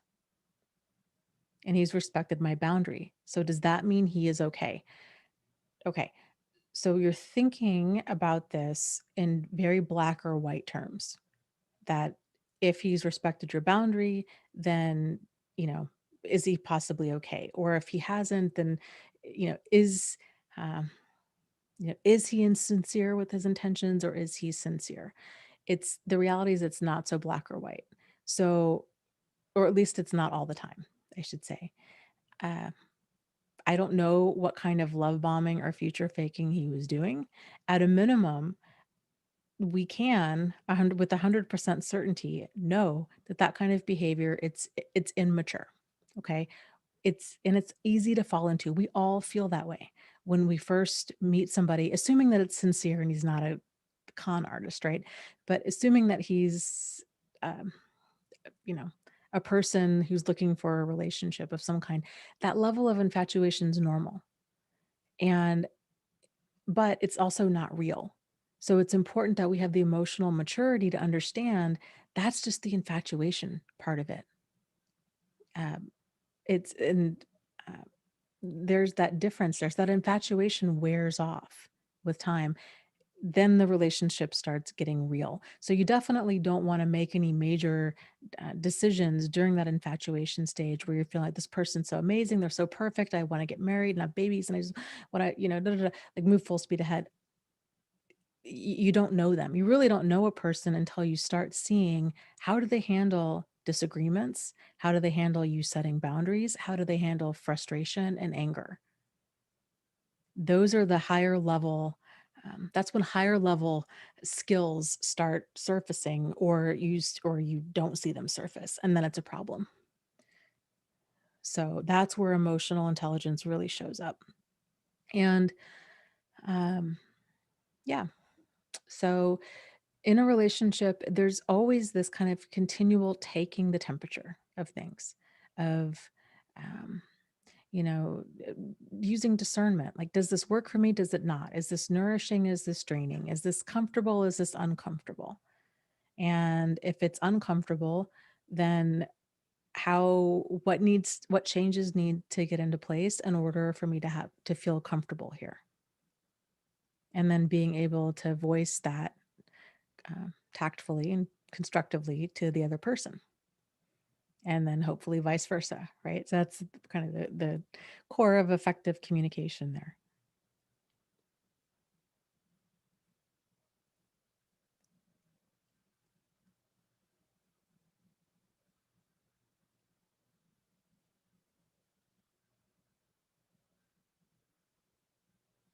Oh, okay. Melissa says, he told me it would make his wildest dreams come true if he could just spend 5 minutes with me. He lives in France and wanted to know if we'll ever meet. I told him I don't know him. Okay. Yeah, good for you. Because right now, and you're right, you don't know him. He doesn't know you. It's flattering to be like, wow, it's so flattering to think somebody would, um, that would be their wildest dream to just spend 5 minutes with me. But the reality is he doesn't know you. And so it's the fantasy of who you are. This is, again, assuming that he has sincere intentions here. It's the fantasy of who he thinks you are that he's attracted to at this moment. And it's, um, concerning that he doesn't see that. So that to me, like that kind of talk, that's pillow talk. That's kind of the finessing of another person, of just kind of telling, it's just flattery. It's just charm and flattery. So good on you for realizing, um, you don't know him, whatnot. If he does start messaging you back, I'm always leery about people that message from overseas. If he does start messaging you, um, at a minimum, and this probably goes without saying, but you just never, ever, ever want to send anybody money. You don't want to loan anybody money. It's very common for for the online scam artists to kind of come on fast and heavy like that, and then say, I want to come visit you, and here's a picture of my airline ticket, and I'll be there, and um, blah blah blah. So just kind of take it slow.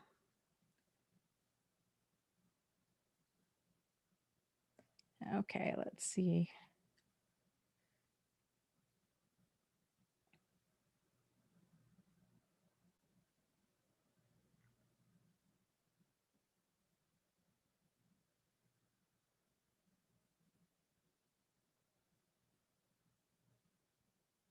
Yeah, that's really okay. I'm rereading what you said, Melissa. It says he lives in France and wanted to know if we will ever meet.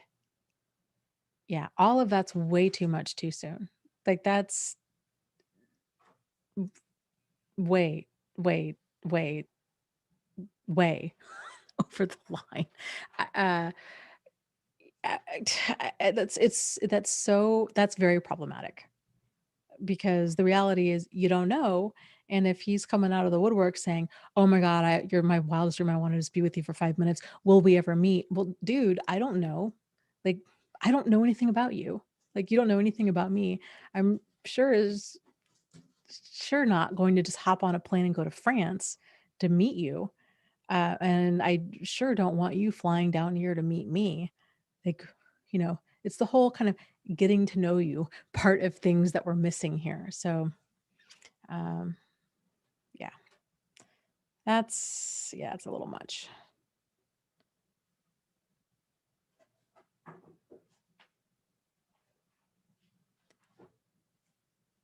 Uh,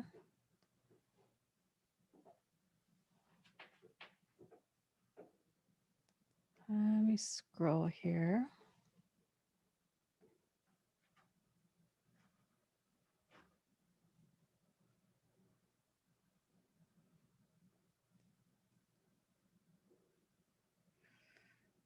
Scrolling, scrolling, scrolling.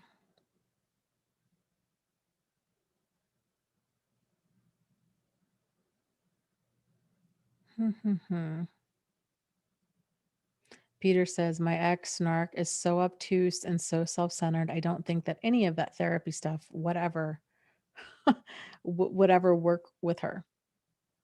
And it doesn't for a lot of people. That's the thing. A person has to be able to be teachable. And it requires, this is the challenge is if if a person is not um, kind of ready, willing, or able to face reality and to realize that maybe that they have certain behaviors or certain behaviors that are causing them problems or causing other people around them problems. If they're not willing to accept that, then they're not ready to work on it. And a lot of therapy with people like that, there's a whole branch of therapy called motivational interviewing. And it's all about uh, helping a person to get out of what's known as ambivalence. So if a person, or not even necessarily ambivalence, but to a step before that, to shift out of that pre-contemplation mode into contemplation. So when a person's in that pre-contemplation mode, they don't think that they have a problem. Like no matter how much evidence you give them to the contrary, they don't think that they have a problem. And so in order for a person to move through those stages of change, they have to start getting into that contemplation stage of, hey, maybe I do have a problem. Or maybe this is something that I need to work on. Like there has to be that level of awareness of, hey, maybe this is a problem.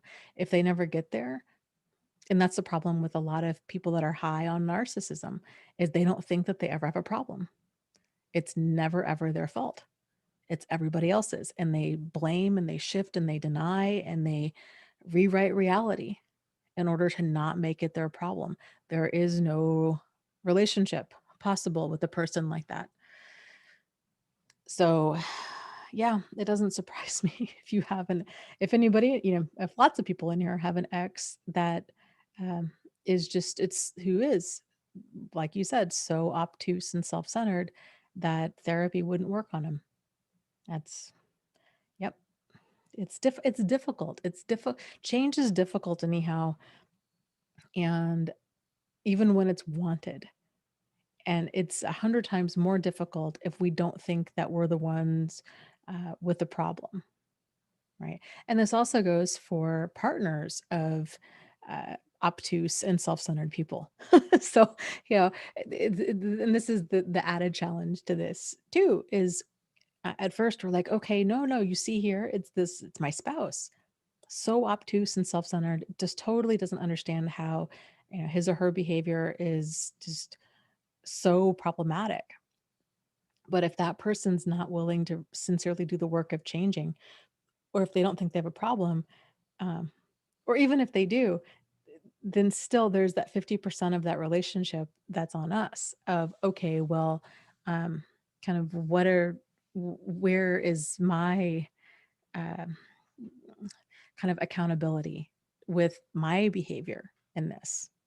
Not saying that our behavior somehow causes or, um, you know, um, impacts the other person's behavior, just saying our part of, okay, if we're in here, then doing some self-reflection, figuring out, okay, well, um, is there something that do I need to if their behavior is problematic, then and what I've been doing so far with how to handle it's not working, and they're not willing to change, then by default, I have to be the one to do something to change. And that's going to mean changing my approach to them. So that takes um, the the partner of a narcissistic or otherwise problematic person. That can be very difficult to get them to see, because it's sort of like, well, gosh, no, I'm not the one with the problem. It's my spouse who drinks, or it's my spouse who lies, or it's my spouse who does all of this stuff. They're the one with the problem. But it's like, okay, agreed. But it's also a problem if you're continuing this relationship and they're not willing to change. The problem is that, um, you know, it's causing you all of this hurt and heartache and damage, and they're not willing to change. Now you are the only one that can do something to change the dynamic. And that's going to mean doing something different. So, yeah. Okay. Let me scroll here. Oh, Huffle Mom, I'm the same way. She says, in all honesty, I am as stubborn as the proverbial mule. Once I decide a thing is true, it's hard for me just to let it go. Sometimes it takes me months to learn something others only need hours for. Yep, I get you. I think a lot of people, we all, it's kind of human nature to, um, we have this inherent need to be right. And because we're not wired to do things that we think are wrong. So we're all wired to do things that we think are right, because I think and it's a brain thing. Our brains, kind of that primitive programming is, if we're doing things right, then we're moving towards kind of getting our needs met, right? We're keeping ourselves out of danger. And so it's in part, it's why it's so darn difficult to come to terms with the fact that we could be wrong. And everybody's like this, and also the stronger, it's easier to okay, it's easier to admit when we're wrong if it's a thought. The more emotional investment we have in something to where it becomes a belief, when something shifts or grows from being a thought to a belief, um, when it's a belief, it's much harder to turn the ship around and admit that we were wrong, because it's now, if it's a belief, it's more of a part of our identity. And so it's all tangled up with ego and all kinds of stuff. So it can be very difficult to admit we were wrong about something. So yeah. uh, it's I don't know. It's hard. It's hard to stay open about things, especially if we're, like I said, we're really passionate about it, or we're just certain that, you know, I don't know, we're right about something.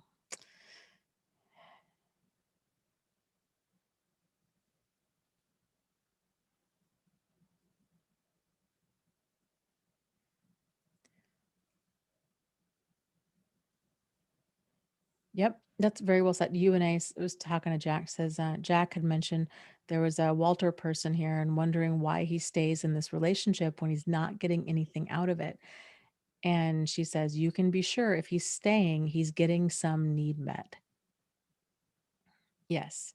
And that can be a very powerful realization to have of to think about, okay, if we're continuing to do something, whatever it is, or if we're continuing to take some sort of action, it's because at the core we're getting some sort of need met. And um, even in situations where a person is staying in an abusive situation where they don't love the person, but they're absolutely terrified to leave, they're still getting a need met. It's a sense of safety. It's a sense of safety of, well, if I'm still in this relationship, um, at least I feel like I know where this person is. Versus if I broke up with them, they might start stalking me, or they might kill me, or they might whatever. Um, if a person, and that's an extreme example, but if a person's in a deeply dysfunctional relationship for years or decades on end, uh, then it could be all kinds of things. It could be fear of being alone. So there's a certain degree of safety or companionship that they're getting, even though, uh, the bad times are like 95% of the time. It could just be that sense of comfort with the routine with another person. Um, there's lots of different needs that are being met there, whether a person realizes it or not.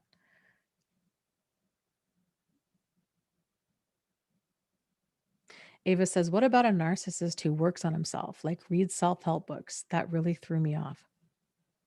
Yep, they exist. And yes, that is really strange. So, but that exists. Um, and this is, I think, one of the reasons why it's so important to not kind of paint all problematic people or all narcissists or whatnot with just one big brush, to realize that people are different, and problematic behavior comes in a wide range of shapes and sizes, and you name it. And if it's a problem, it's a problem. So kind of trying, and here's the thing, it's very, very normal when people first go about trying to understand a concept. We all do this like kind of sifting and sorting of what this is and what this isn't, and what this is and what this isn't. So, and our brain is kind of comparing it to what it already has in our database of things that are similar to this. But our brain also likes um, kind of shortcuts. So it links up a lot of patterns, and and that kind of shapes the way that we see the world. So it can use because these shortcuts are oftentimes stereotypes, and they're hidden biases, or they're very outright biases. Um, so this can go wrong in a number of ways. On a more kind of benign level, uh, it can go wrong when we're learning about different types of, let's say, personality disorders, right? Like, okay, this person's a narcissist or this person's a sociopath. Then we're trying to figure out, okay, well, what is a narcissist? And then what isn't a narcissist? Like the question we had earlier, when is it quote unquote normal lies in a relationship versus pathological or sociopathic lies? And we're trying to figure out in kind of very black or white terms, is it this or is it this? Is it this or is it this? And while we think that can bring about clarity, the reality is it only further contributes to the confusion, because the answer to all of this is in the gray area. It's not black or white, it's in the gray. So, um, we can make these kind of generalizations about, okay, narcissists, um, they're very arrogant, or they're very grandiose, or they have a holier than thou attitude, or they're there's any number of ways that we could kind of describe this. But the thing is, there's a lot of very narcissists and very narcissistic people out there that don't fit that.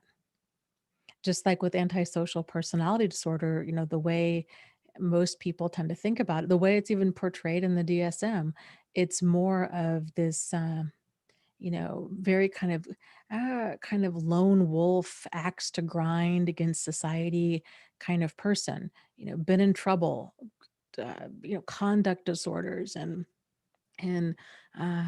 lack of empathy, lack of remorse, trouble with the law, lack of regard for social norms, lying, very manipulative, exploitative, all of this. But that's all problematic behavior, right? But it comes across in a wide variety of ways. So sometimes, yeah, you get people like, the Unabomber or Charles Manson or um, kind of extreme people like that, where, yeah, you can kind of see them coming. They fit that profile. But then you have more of the covert ones that are like the Bill Cosbys of the world, that are very charming or good looking or charismatic, or maybe they're even running a church, right? They my grandfather comes to mind. Um, they can say all of the right things, but their actions don't match to that. And that's very difficult for normal, decent people to understand, how a person can have such two very different sides to themselves.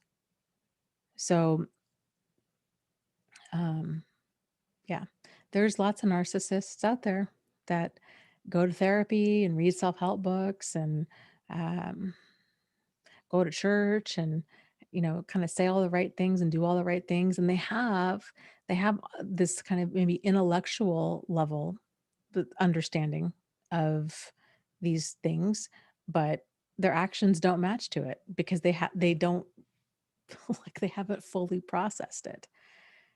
Um, it's really wild. You see a lot of, at least I've seen a lot of this in kind of with religion and spirituality. Maybe even, yeah, religion and spirituality.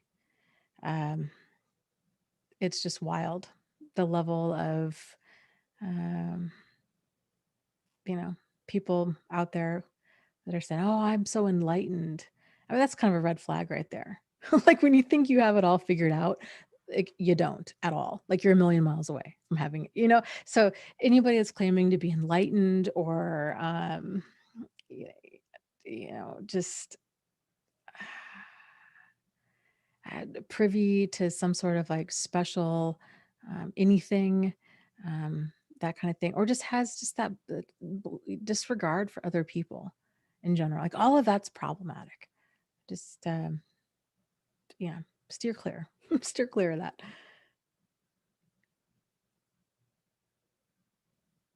Yeah, Amber says, that's assuming that they're truly working on themselves. My narcissistic ex only decided to quote unquote work on himself after his ex-wife took him to court for abuse, and he's still an abuser. Yeah. Um, and that's the thing too with therapy, especially, you know, just because a person, kind of like we were mentioning earlier, it's very difficult because we all have all of these defense mechanisms, okay? And we don't choose, at least and psychologically speaking, like the more primitive defense mechanisms, we don't choose which ones we use. The ones that are considered more mature, we do consciously choose those. But the immature defense mechanisms like denial, um, suppression, repression, um, reaction formation, like there's a bunch that just happens. So like we're not consciously choosing that. So if you think about, okay, there's all of these different defense mechanisms going on, and because of that, denial being a big, big, big one, and that we're driven to avoid pain. It's very difficult for any one of us to take a long, hard, honest look at ourselves and to get honest about what is and isn't working for us in terms of behavior. It's so, you wouldn't think it'd be that difficult, but it really, really is. And being honest with ourselves it can be challenging. So, um, so you think about all that. That's how difficult it is for a person who's actually interested in self-help and who's interested in making their life work and who's motivated to make their life work. And then you think, "Oh my gosh, okay." Uh, and also realizing we all still, even with that desire there, we still have blind spots to ourselves, to our personality, and to, some things that might need work. And so the point being, as a person can get into therapy and never even touch on the most obvious issues to you that they need to work on. Because and that's the challenge with individual therapy too, is when a person goes into therapy as a therapist, you're only hearing their self-report of things. So it's like it can take a little while to start kind of realizing, I I think there's some different defense mechanisms going on here, or I don't think this is 100% accurate, or I'm sensing a theme, or it can take a little bit to really start to see um, some some um, inconsistencies there, I guess is what I'm saying. So a person can spend 10 years in therapy, an abusive person could spend 10 years in therapy and not even begin to talk about their own abusive behavior, especially if they're in denial about it. If they have a deeply dysfunctional mindset where they feel entitled to treat other people this way, then that behavior is not going anywhere because they're not motivated to change it. And again, on sitting on the other side of the table, if they're coming in there, most abusive people paint themselves as the victim because they see boundaries that others set as punishment to them. So they're the chronic victim of, oh, my parents uh, won't let me move back home. My spouse left me. They took the kids. My spouse was, um, had me jailed for false charges, domestic violence charges. You hear that all the time. So, and then you kind of get down to it and they're just in denial. They're minimizing their own behavior. So, yeah, it's like, it's a challenge. It's a challenge and a half. And then there's also too, this level of compartmentalization, again, which we all do. So it's whether or not it's kind of adaptive or maladaptive that determines the difference. So, for example, people in high stress professions, uh, or that you're dealing with heavy stuff every day, you're compartmentalizing that. So it's not spilling over into every area of your life. Like if you're, for example, if you're, uh, an EMT and you're dealing with car accidents and all kinds of stuff every day, your brain is, if you're going to be able to stay at that job, there's that level of keeping work at work, which is basically a, nice way of just saying you're compartmentalizing it. You're keeping it in its own little compartment.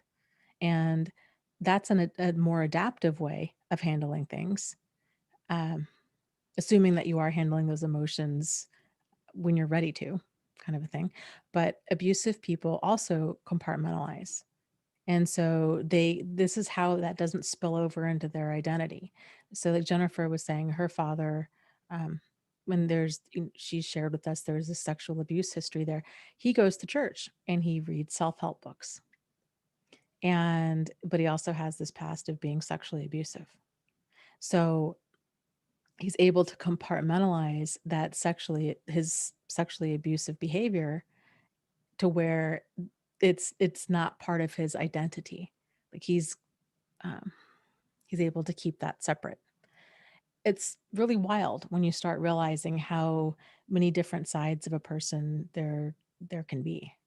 And um, yeah, and that's how people kind of don't have guilt or shame or empathy or remorse, is they're compartmentalizing that. And not only are they compartmentalizing it, but they're rationalizing it.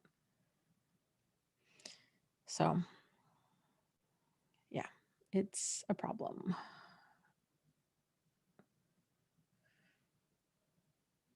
Um, Oh, JJ says, serious question. What is the acronym to remind us? Something like never explain, never make excuses. I know I need to remember, but I have forgotten. I think what you're talking about is the acronym JADE. So when it comes to, and I had forgotten about that too till you mentioned it. So I'm glad you did.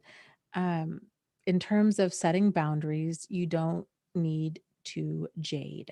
That's justify, argue, defend, or explain. Whoever came up with that is a genius because it's great. So yeah, when you set a boundary, uh, you don't have to justify it. You don't have to argue it. You don't have to defend it. And you don't have to explain it. It's simply, nope, this doesn't work for me. Maybe later, or nope, this doesn't work for me. you know, like it's whatever you want to say.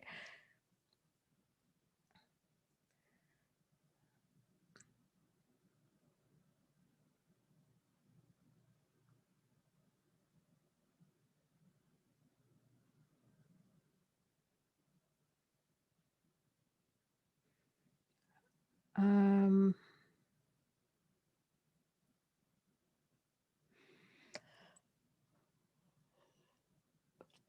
let's see. Let me scroll up here.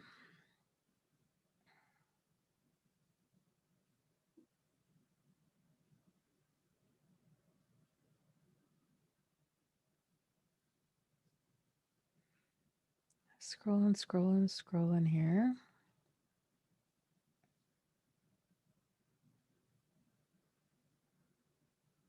Square Inch says, I'm 7 years in. I still have trouble distinguishing between when I'm thinking something versus when I'm feeling something. It's frustrating. Yeah.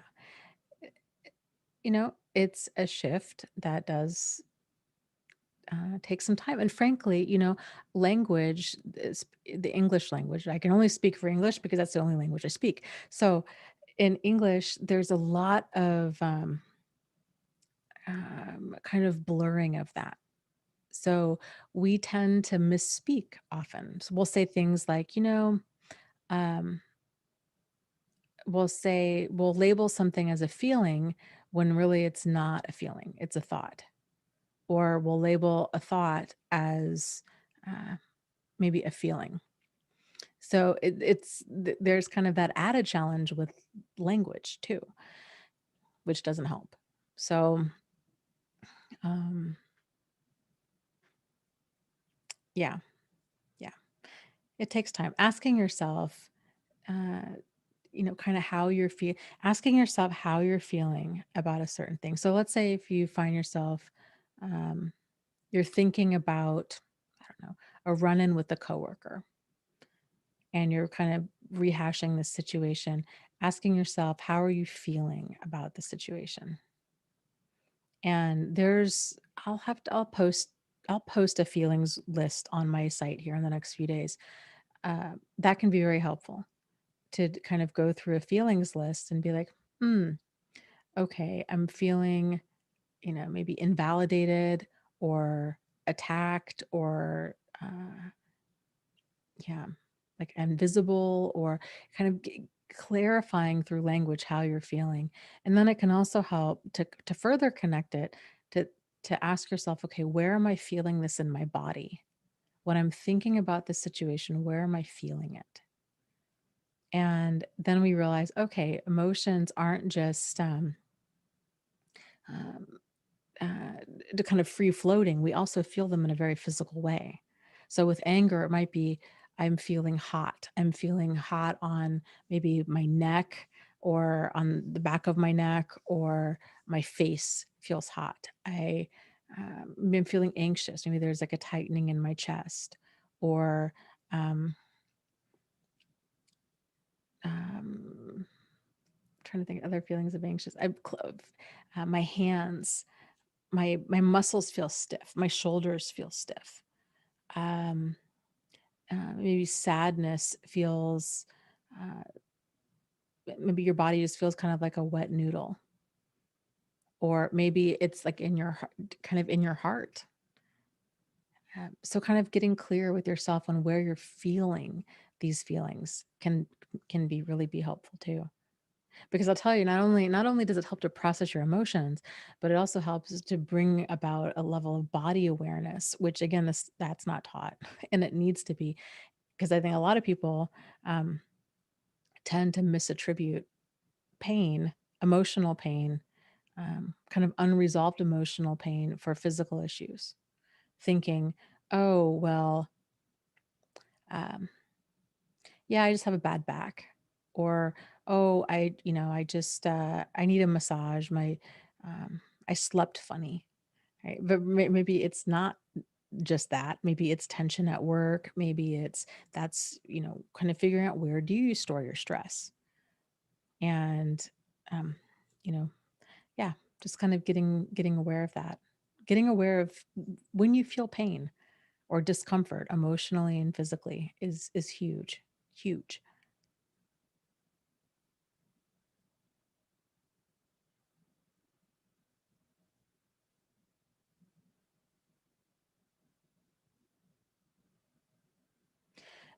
Jennifer says, also, I'm realizing more and more every day that my sister is a flying monkey, that she's very much about women's rights and such, but she wants me to come be in her wedding, even though my dad will be there.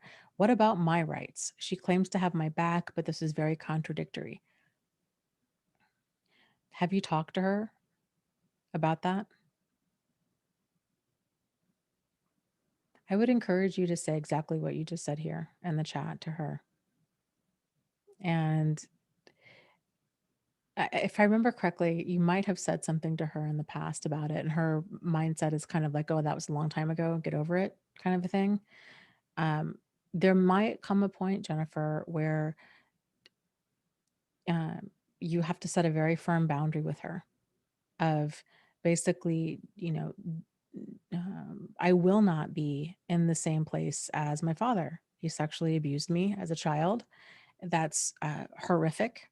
And that's not something, that I'm okay. I don't want to ever see, I don't want to be with him in the same room. I'm not comfortable with that. Do not ever ask me that again. That's not a favor. That's re-victimizing. And if you ask me again, it's going to end up severing our relationship. And if she doesn't seem, and that's the thing, you don't even need to keep going into it. Actually, I wouldn't, because that, to me, that she would even ask or not understand why you would have that boundary is just jaw dropping. I just, that blows my mind. I cannot understand how somebody would continue to push that point. So yeah, I wouldn't even try to get into it further, because how she doesn't understand that is beyond me.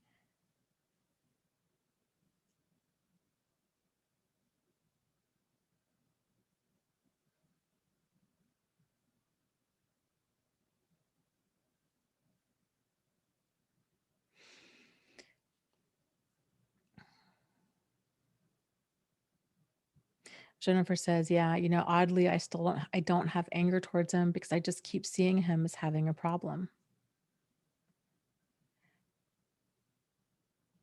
Well, I mean, he does have a problem. And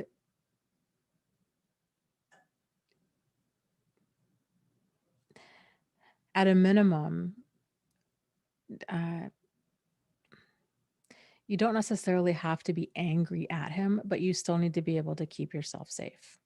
So if your boundary is such that you don't want, you want very limited contact, whatever your boundary is, that's up for you to decide, then that's okay. So, I hope that in time that you'll be able uh, to kind of to hold him accountable in your own mind, at least, for his behavior, and to not minimize it or excuse it. Yes, he does have a problem, but that doesn't somehow make what he did to you okay. So yeah, it's important. I know he's trying to get out of having any accountability of it, like most people that um, are sexually abusive do, or abusive at all. It's never their fault. There's always some other reason for it. But that's the point. That's kind of the whole part of assigning appropriate accountability. And that's, um, the fact that he still can't fully own it is a problem. And it shows that he doesn't have full accountability. So, okay, let's see here. Let me.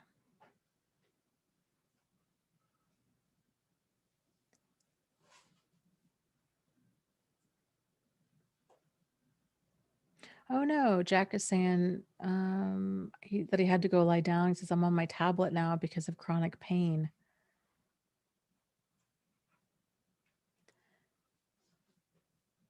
And Huffle Mom says, Jack, I'm glad you're taking care of yourself. Yeah. Oh, I'm so sorry to hear that you're struggling with chronic pain, Jack. Um, yeah, that's just debilitating.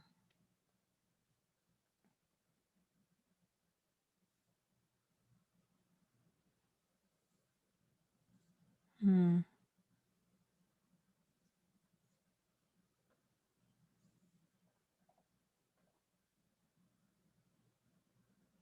Yep. Jack says that sounds like a lack of full accountability, saying he was just addicted. Yep.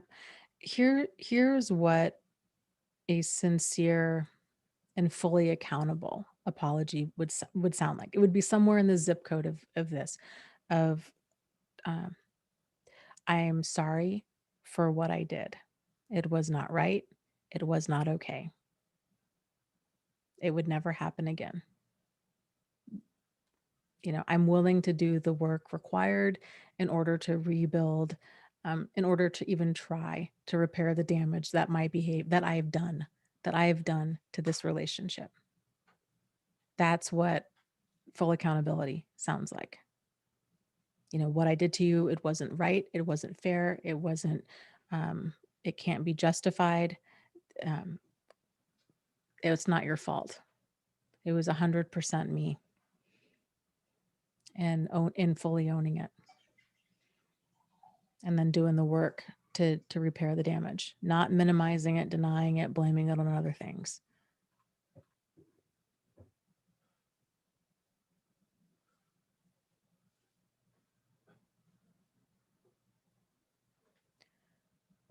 So,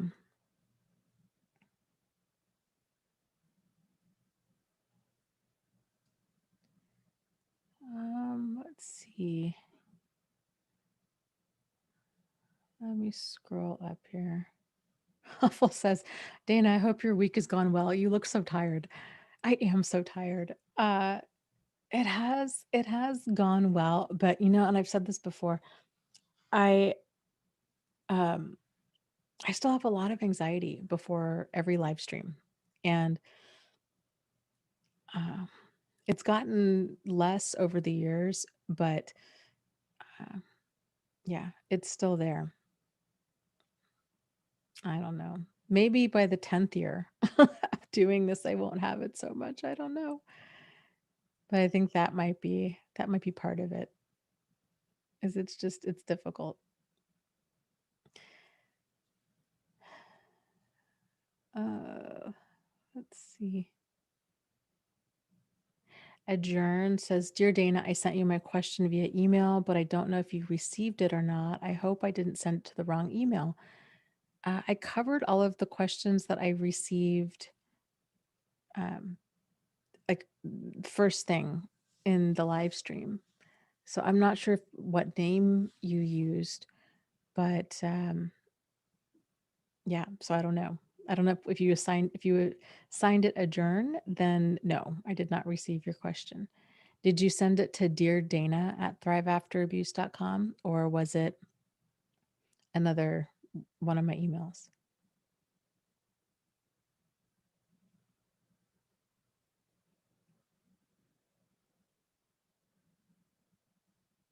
Wow.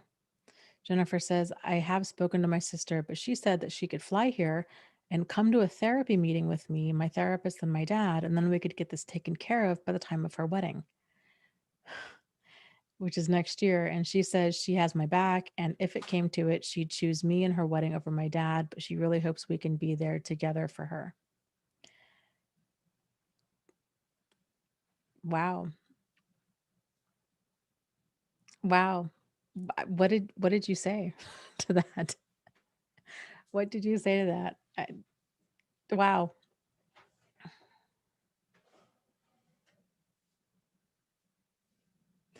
And while you're responding, Jennifer, I'm going to answer Steffi's question here. She says, Dana, I think I had a psychopathic poisoner in my life. How do they, how do you think they justify that in their twisted minds?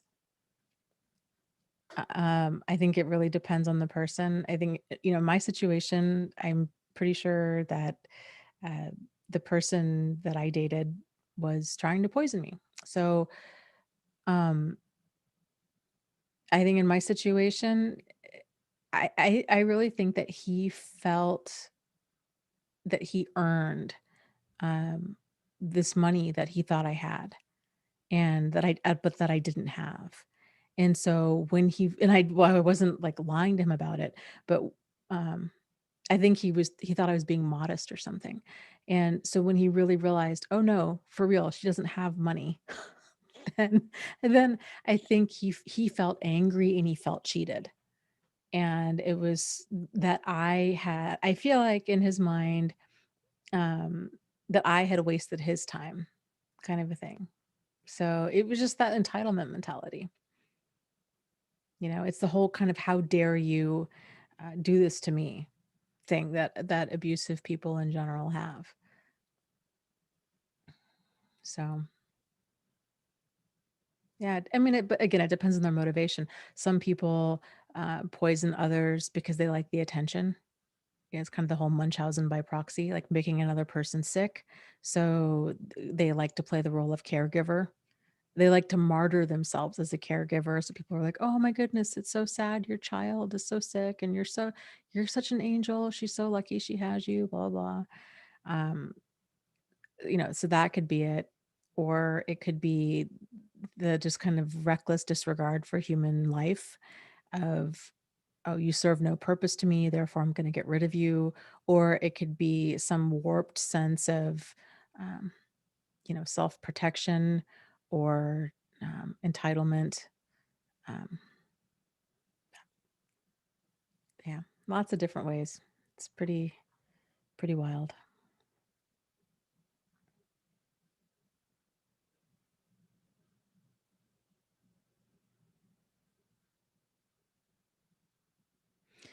Yeah, that's a good way to put that. Square Inch says, Jennifer, I'm so sorry your sister is not hearing you and does not seem to be respecting your boundaries. Yeah, I agree.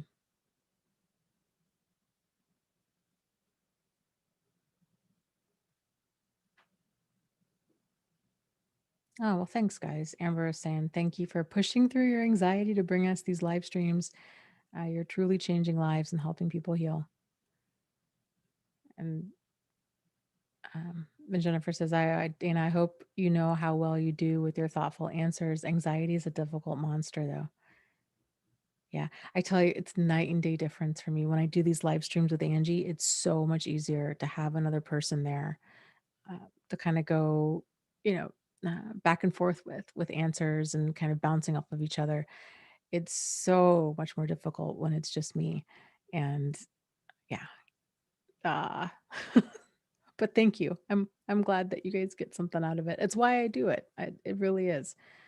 I I enjoy it, and I think it's out of my own frustration too of um having to learn this stuff the hard way, and it shouldn't have to be like that. And um yeah, so here I am. Okay, Adjourn says I sent it to the Dear Dana email. Hmm. What name can I ask if you're comfortable put on here? What name did you use? Or yeah.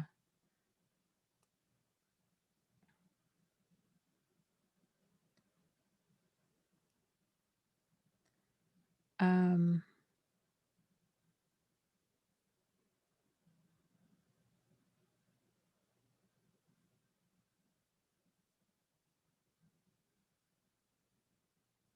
see, let me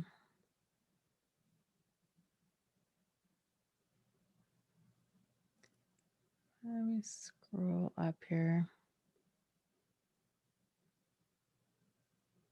That's a good idea, Jennifer. Okay. Well, okay, Jennifer's answer was, maybe I need to write her a response because I'm better on writing than on the spot or on the phone. Yeah, great idea. And she says, my sister also knows how frustrated I've been with being in therapy for 7 years now. And so this way we can more or less, quote unquote, nip this in the bud once and for all. And that she knows she will never be, and she knows that I will never be fully healed. But this way I can at least be in the same space without fear, and that she won't seat us together. I was kind of weak with my response. Well, um, and I guess I would kind of want to explore, is it fear with your dad, or is it, because I would imagine that there would be multiple emotions that come up around that. There would be, I would imagine, also anger, and anger towards your sister. I mean, how would she feel if she was sexually assaulted and you invited her attacker to your wedding? And if it was like your cousin, right? And you invited your cousin to the wedding and everybody's all happy and acting like nothing happened. And everybody's taking this stance of, oh, that's water under the bridge that happened a long time ago. And oh, what, you guys can't be in a family photo together? Come on. You know, it's very minimizing and invalidating. So that's just kind of my guess as to some of the other feelings that would be going on. Whether or not that's accurate for you, I don't know. But, uh, you know, so just some things to think about.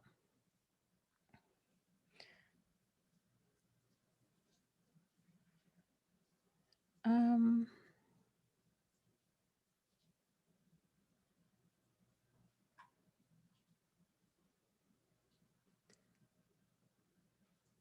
okay. Adjourn says, I'll send the email again.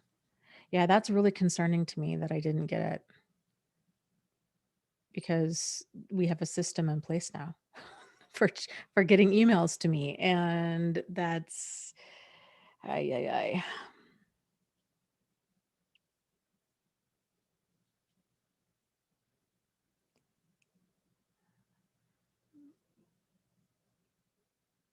Um, Very valid. Jennifer says, yeah, it's a lot of different emotions, and also that his girlfriend would be there who doesn't know anything, and it's in Texas, and me and my dad are in Michigan.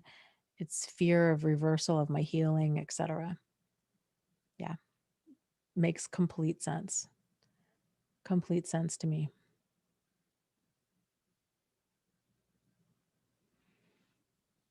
Hmm.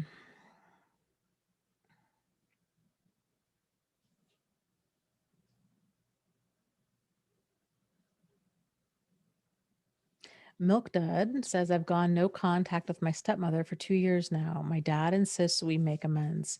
He's exhausted all of his flying monkeys. He's now using religion, caregiver guilt, and his assets against me when pleading. I'm a new mom now. I'm not sure how many more of these conversations I can tolerate. Well, and the reality is you don't need to tolerate any more of them. But that's the thing. Whenever we set a limit with somebody, limits are only as effective as the consequence that we're willing to follow up with. So otherwise, they're just kind of empty, right? So we want to make sure that whatever consequence comes with that limit, it's something that we can back up. It's just like with a little kid.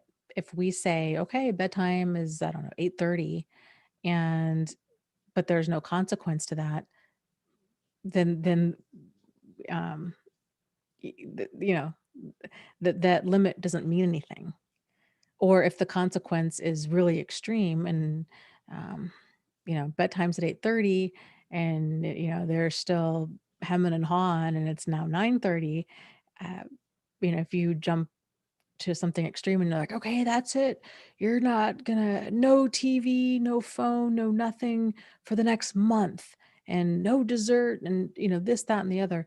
Well, if you can't follow through with that, then that's not an effective consequence either. And they'll learn real quick that, oh, you're just saying words, right? You're just trying to scare them into compliance. Adults are the same way. So having a limit, and that could be something along the lines of, Dad, I've told you, like, I have no intentions of reopening communication or relationship with my stepmother. Please stop asking me. If you continue to ask me, I'm going to need to end the phone call, or I'm going to need to start revisiting um, some of the boundaries that I have with you.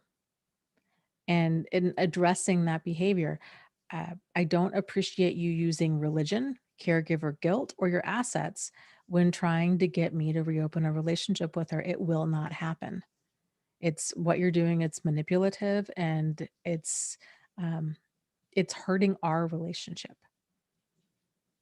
So I know that you want us to reconnect, and um, and to make amends, but that's just not going to happen. And I'd really appreciate if any time that you spend wanting, talking to me, it's about us and our relationship, and then letting that go. And then if that doesn't work, then okay, then what? What are you gonna do? What kind of consequence are you gonna set? Is it gonna be, so if it's on the phone, that's a lot easier, because then you can say, okay, Dad, I gotta go now. Um, we talked about this. We're not talking about my relationship with stepmom. So I gotta go. I love you. Have a good night. I'll talk to you later. Click, kind of a thing. It's a lot harder if it's email, or, if it's in person, then you can get up and leave. Once he realizes that you really will not entertain, and for him to quit pushing, hopefully he'll stop.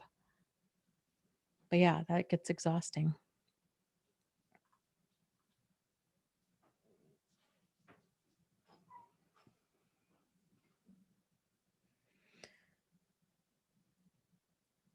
Um,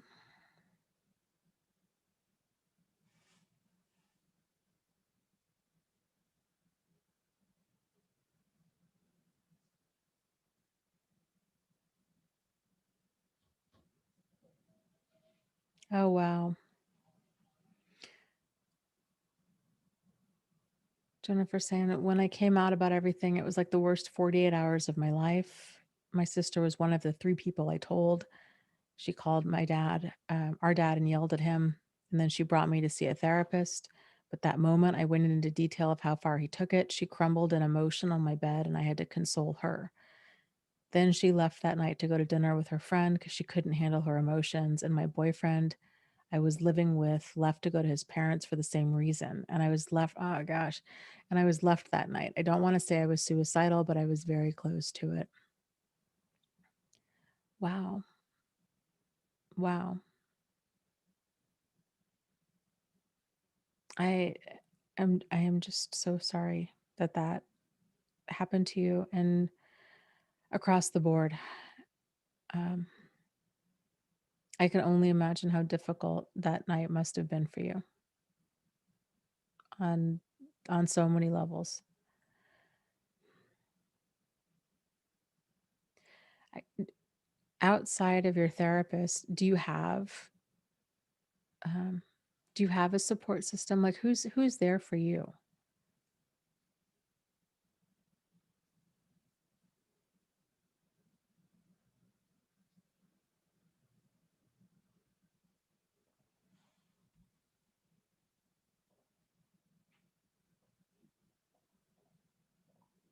Let me scroll here. Yeah, Nance says your story hurts my heart, Jennifer, and she says I'm just so glad you're okay. Yeah, yeah, me too.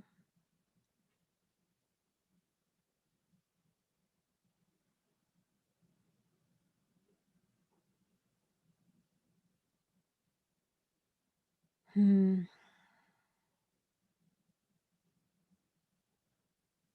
That's a great comment. Steffi says is talking to Huffle Mom.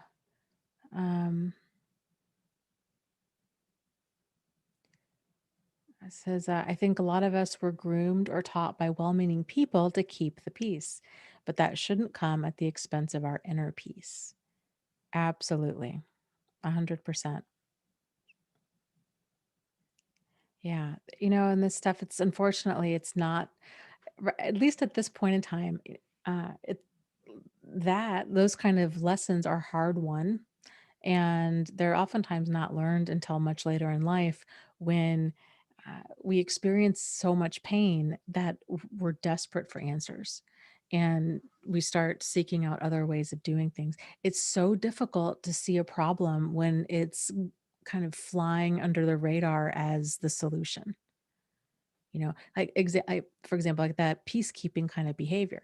If we have this on the surface, it seems so great. Of oh, um, you're so team oriented, right? You're so communicative. You're so um, go with the flow, uh, and the kind of but oftentimes the deeper skills are it's like oh no I grew up walking on eggshells and avoiding elephants in the room. Like I'm really good at keeping the peace. Um, and that's a problem when we're feeling this level of accountability or responsibility for the emotions of others or the need to fix situations or kind of being um, feeling or absolutely terrified of conflict or confrontation.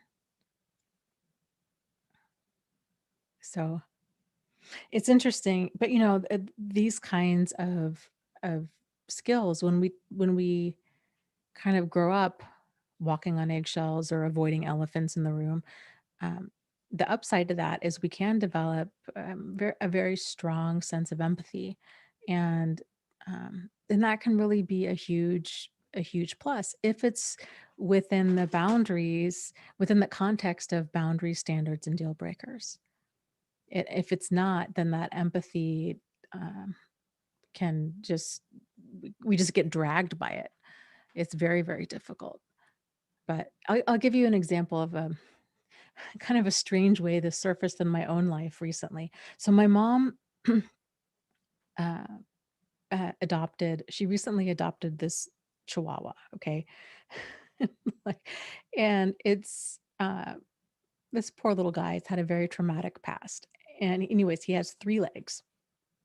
And so um, she made these stairs that go up to her bed so he could get up there. Well, he wouldn't use them. And so then I was kind of thinking like, oh, you know what? I bet it has a lot to do with the angle of the stairs and he only has 3 legs and maybe trying something that has more of like a larger platform. And so she did and then it worked. And then recently he had to have some teeth pulled and he wouldn't eat out of his dog bowl. He would only eat out of her hand. And and so then I was like, well, you know what? I wonder if his jaw is sore and it's because when he goes to eat out of the bowl, he's kind of hitting it just enough on the back that it's causing him pain. And sure enough, well, we don't know if that was it, but I encouraged her. I'm like, put his food on a plate and see if he'll eat it. And so she did, and he was eating it fine. And then it dawned on me, I'm like, gosh, you know what? Um, that has been kind of my life is troubleshooting a lot of these kind of issues by being kind of hyper aware of kind of the pain or discomfort of other people. But so I don't know. That was just kind of unrelated, but like a weird little way that kind of stuff can surface. Um,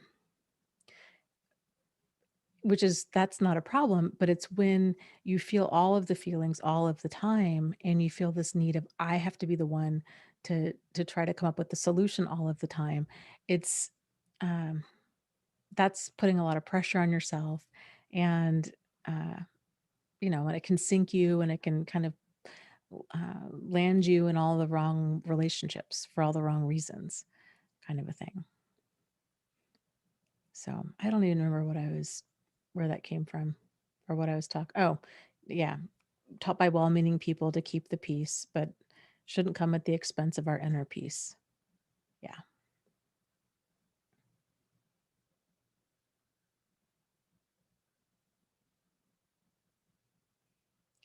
Adjourn says, okay, I just sent my question to you again.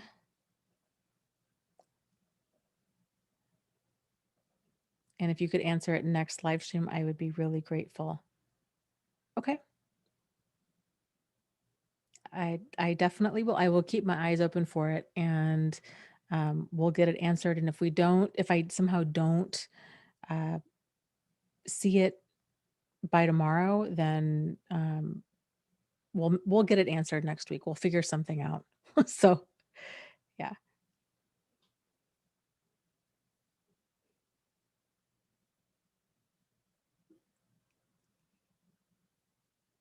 Yeah. Square Inch says, Dana, I love your pragmatic approach. Yeah. You know what? I think a lot of that kind of just observing and then figuring out like what does and doesn't work also comes from I grew up with, well, my in my teenage years, my grandmother who had dementia lived with us, and she at that point in her life didn't talk. And so it was very much a guessing game of um, how she was feeling and what she needed. And so I think that was part of it. I think there was already definitely kind of this like more codependent bend in my personality, anyhow, starting at a very young age. But then that ability to kind of just observe situations and then troubleshoot and figure out like what doesn't work. When I first got into nursing, I worked with developmentally disabled adults. And so most of them were either nonverbal or had a very limited vocabulary. So it was the same kind of thing of just continual, uh, just troubleshooting and just being very, very observant. And yeah, I mean, I'm glad I have that. I think it's what helped to make me a good nurse. Um, but it's, I guess the point of I'm so sorry. I'm tired and I'm sorry if I'm rambling, but I think those kinds of skills are great. Um, but within again, like within boundary standards and deal breakers, which I didn't have for a very, very long time. And, um, you know, and then it ends up burning you out and, um, yeah, just not good. So much better when there's that balance there, of being able to take care of ourselves so that we can be there for other people. But it's a problem if we're only hyper in tune with the wants and needs of other people, but we're out of tune with the wants and needs of ourselves.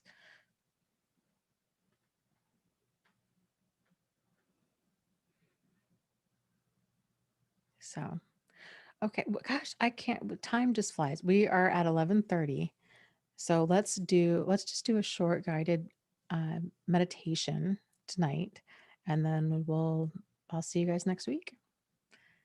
So, with that said, let's take some time, find a comfortable spot, whether that means sitting down or lying down.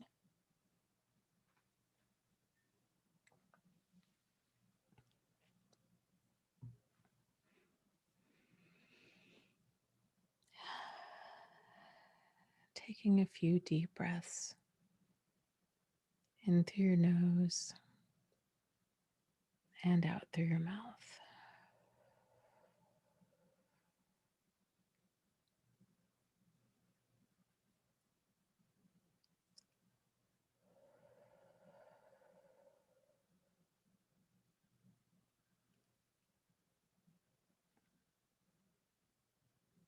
With each breath, bringing it down deeper into the bases of your lungs,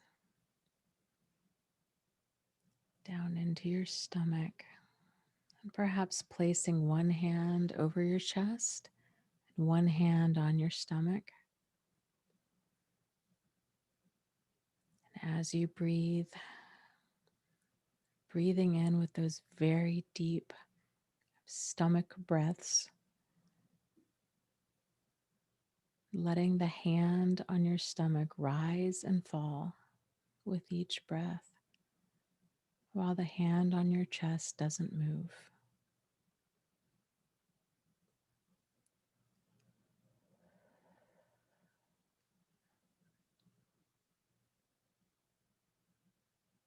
Feeling that sense of calm come over you.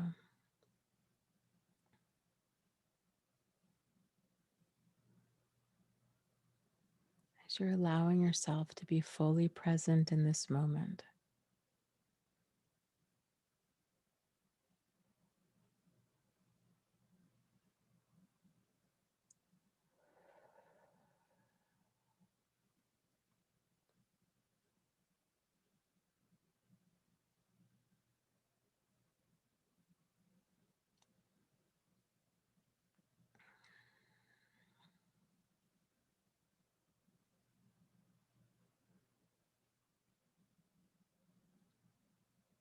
Releasing any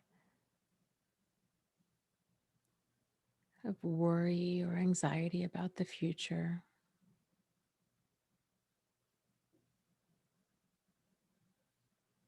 And releasing any anger or resentment about the past. Being fully present in this moment.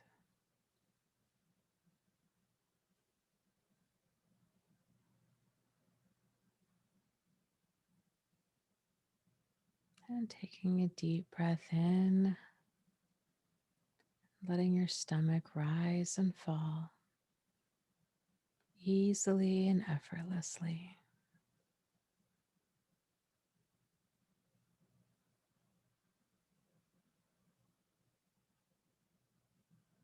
And letting all of the anxiety or stress, worries,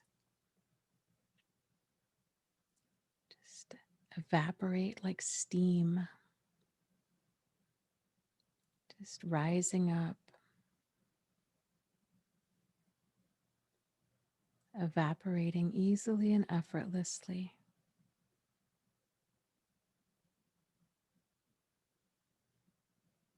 Taking some time to recognize that there are so many things that are good and right with you.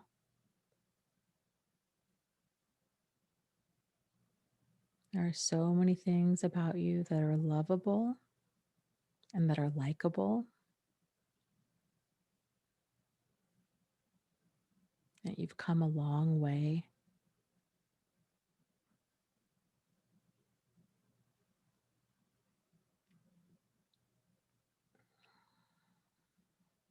And that you're healing in both big and small ways every single moment of every single day.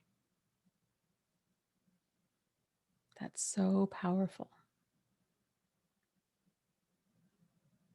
That truly, at a cellular level, you are healing. And what a wonderful thing that is.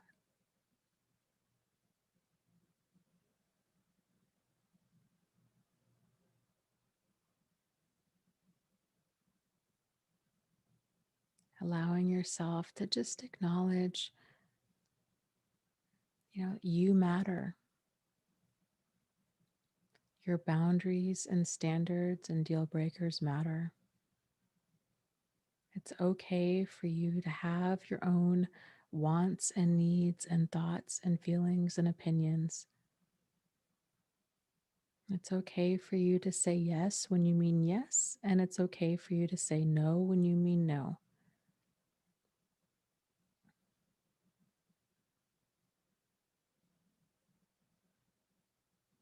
That there is so much that is likable and lovable about you. That respect and dignity, these are basic human rights, and you deserve to be treated that way just as much as anybody else.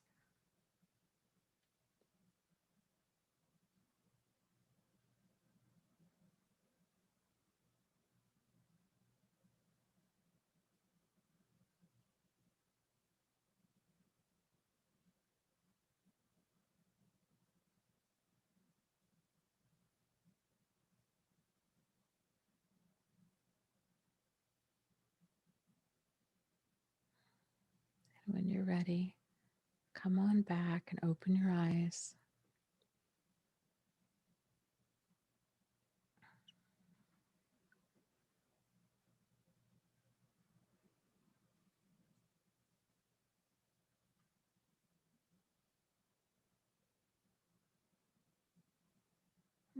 Thank you guys so much for being here. Thank you, as always, to the moderators. We really appreciate everything that you do for the group and um, for making this as safe as possible. And yeah, if you guys have questions that you would like answered on the live stream, you can email them to me at deardana@thriveafterabuse.com. And also, if you want to get notified when I go live, you can text the words Dear Dana, or not, Dana Live, Dana Live, all one word, to the number 22999. And if you would like some words of encouragement, you can blah, blah. You can text the words I thrive to the number 22999. So, with that, just lots of love to you guys. You are not alone, you are not crazy, and you really can move forward and heal from this. So, take care, and have a lovely rest of your evening. Okay. Okay. Good night.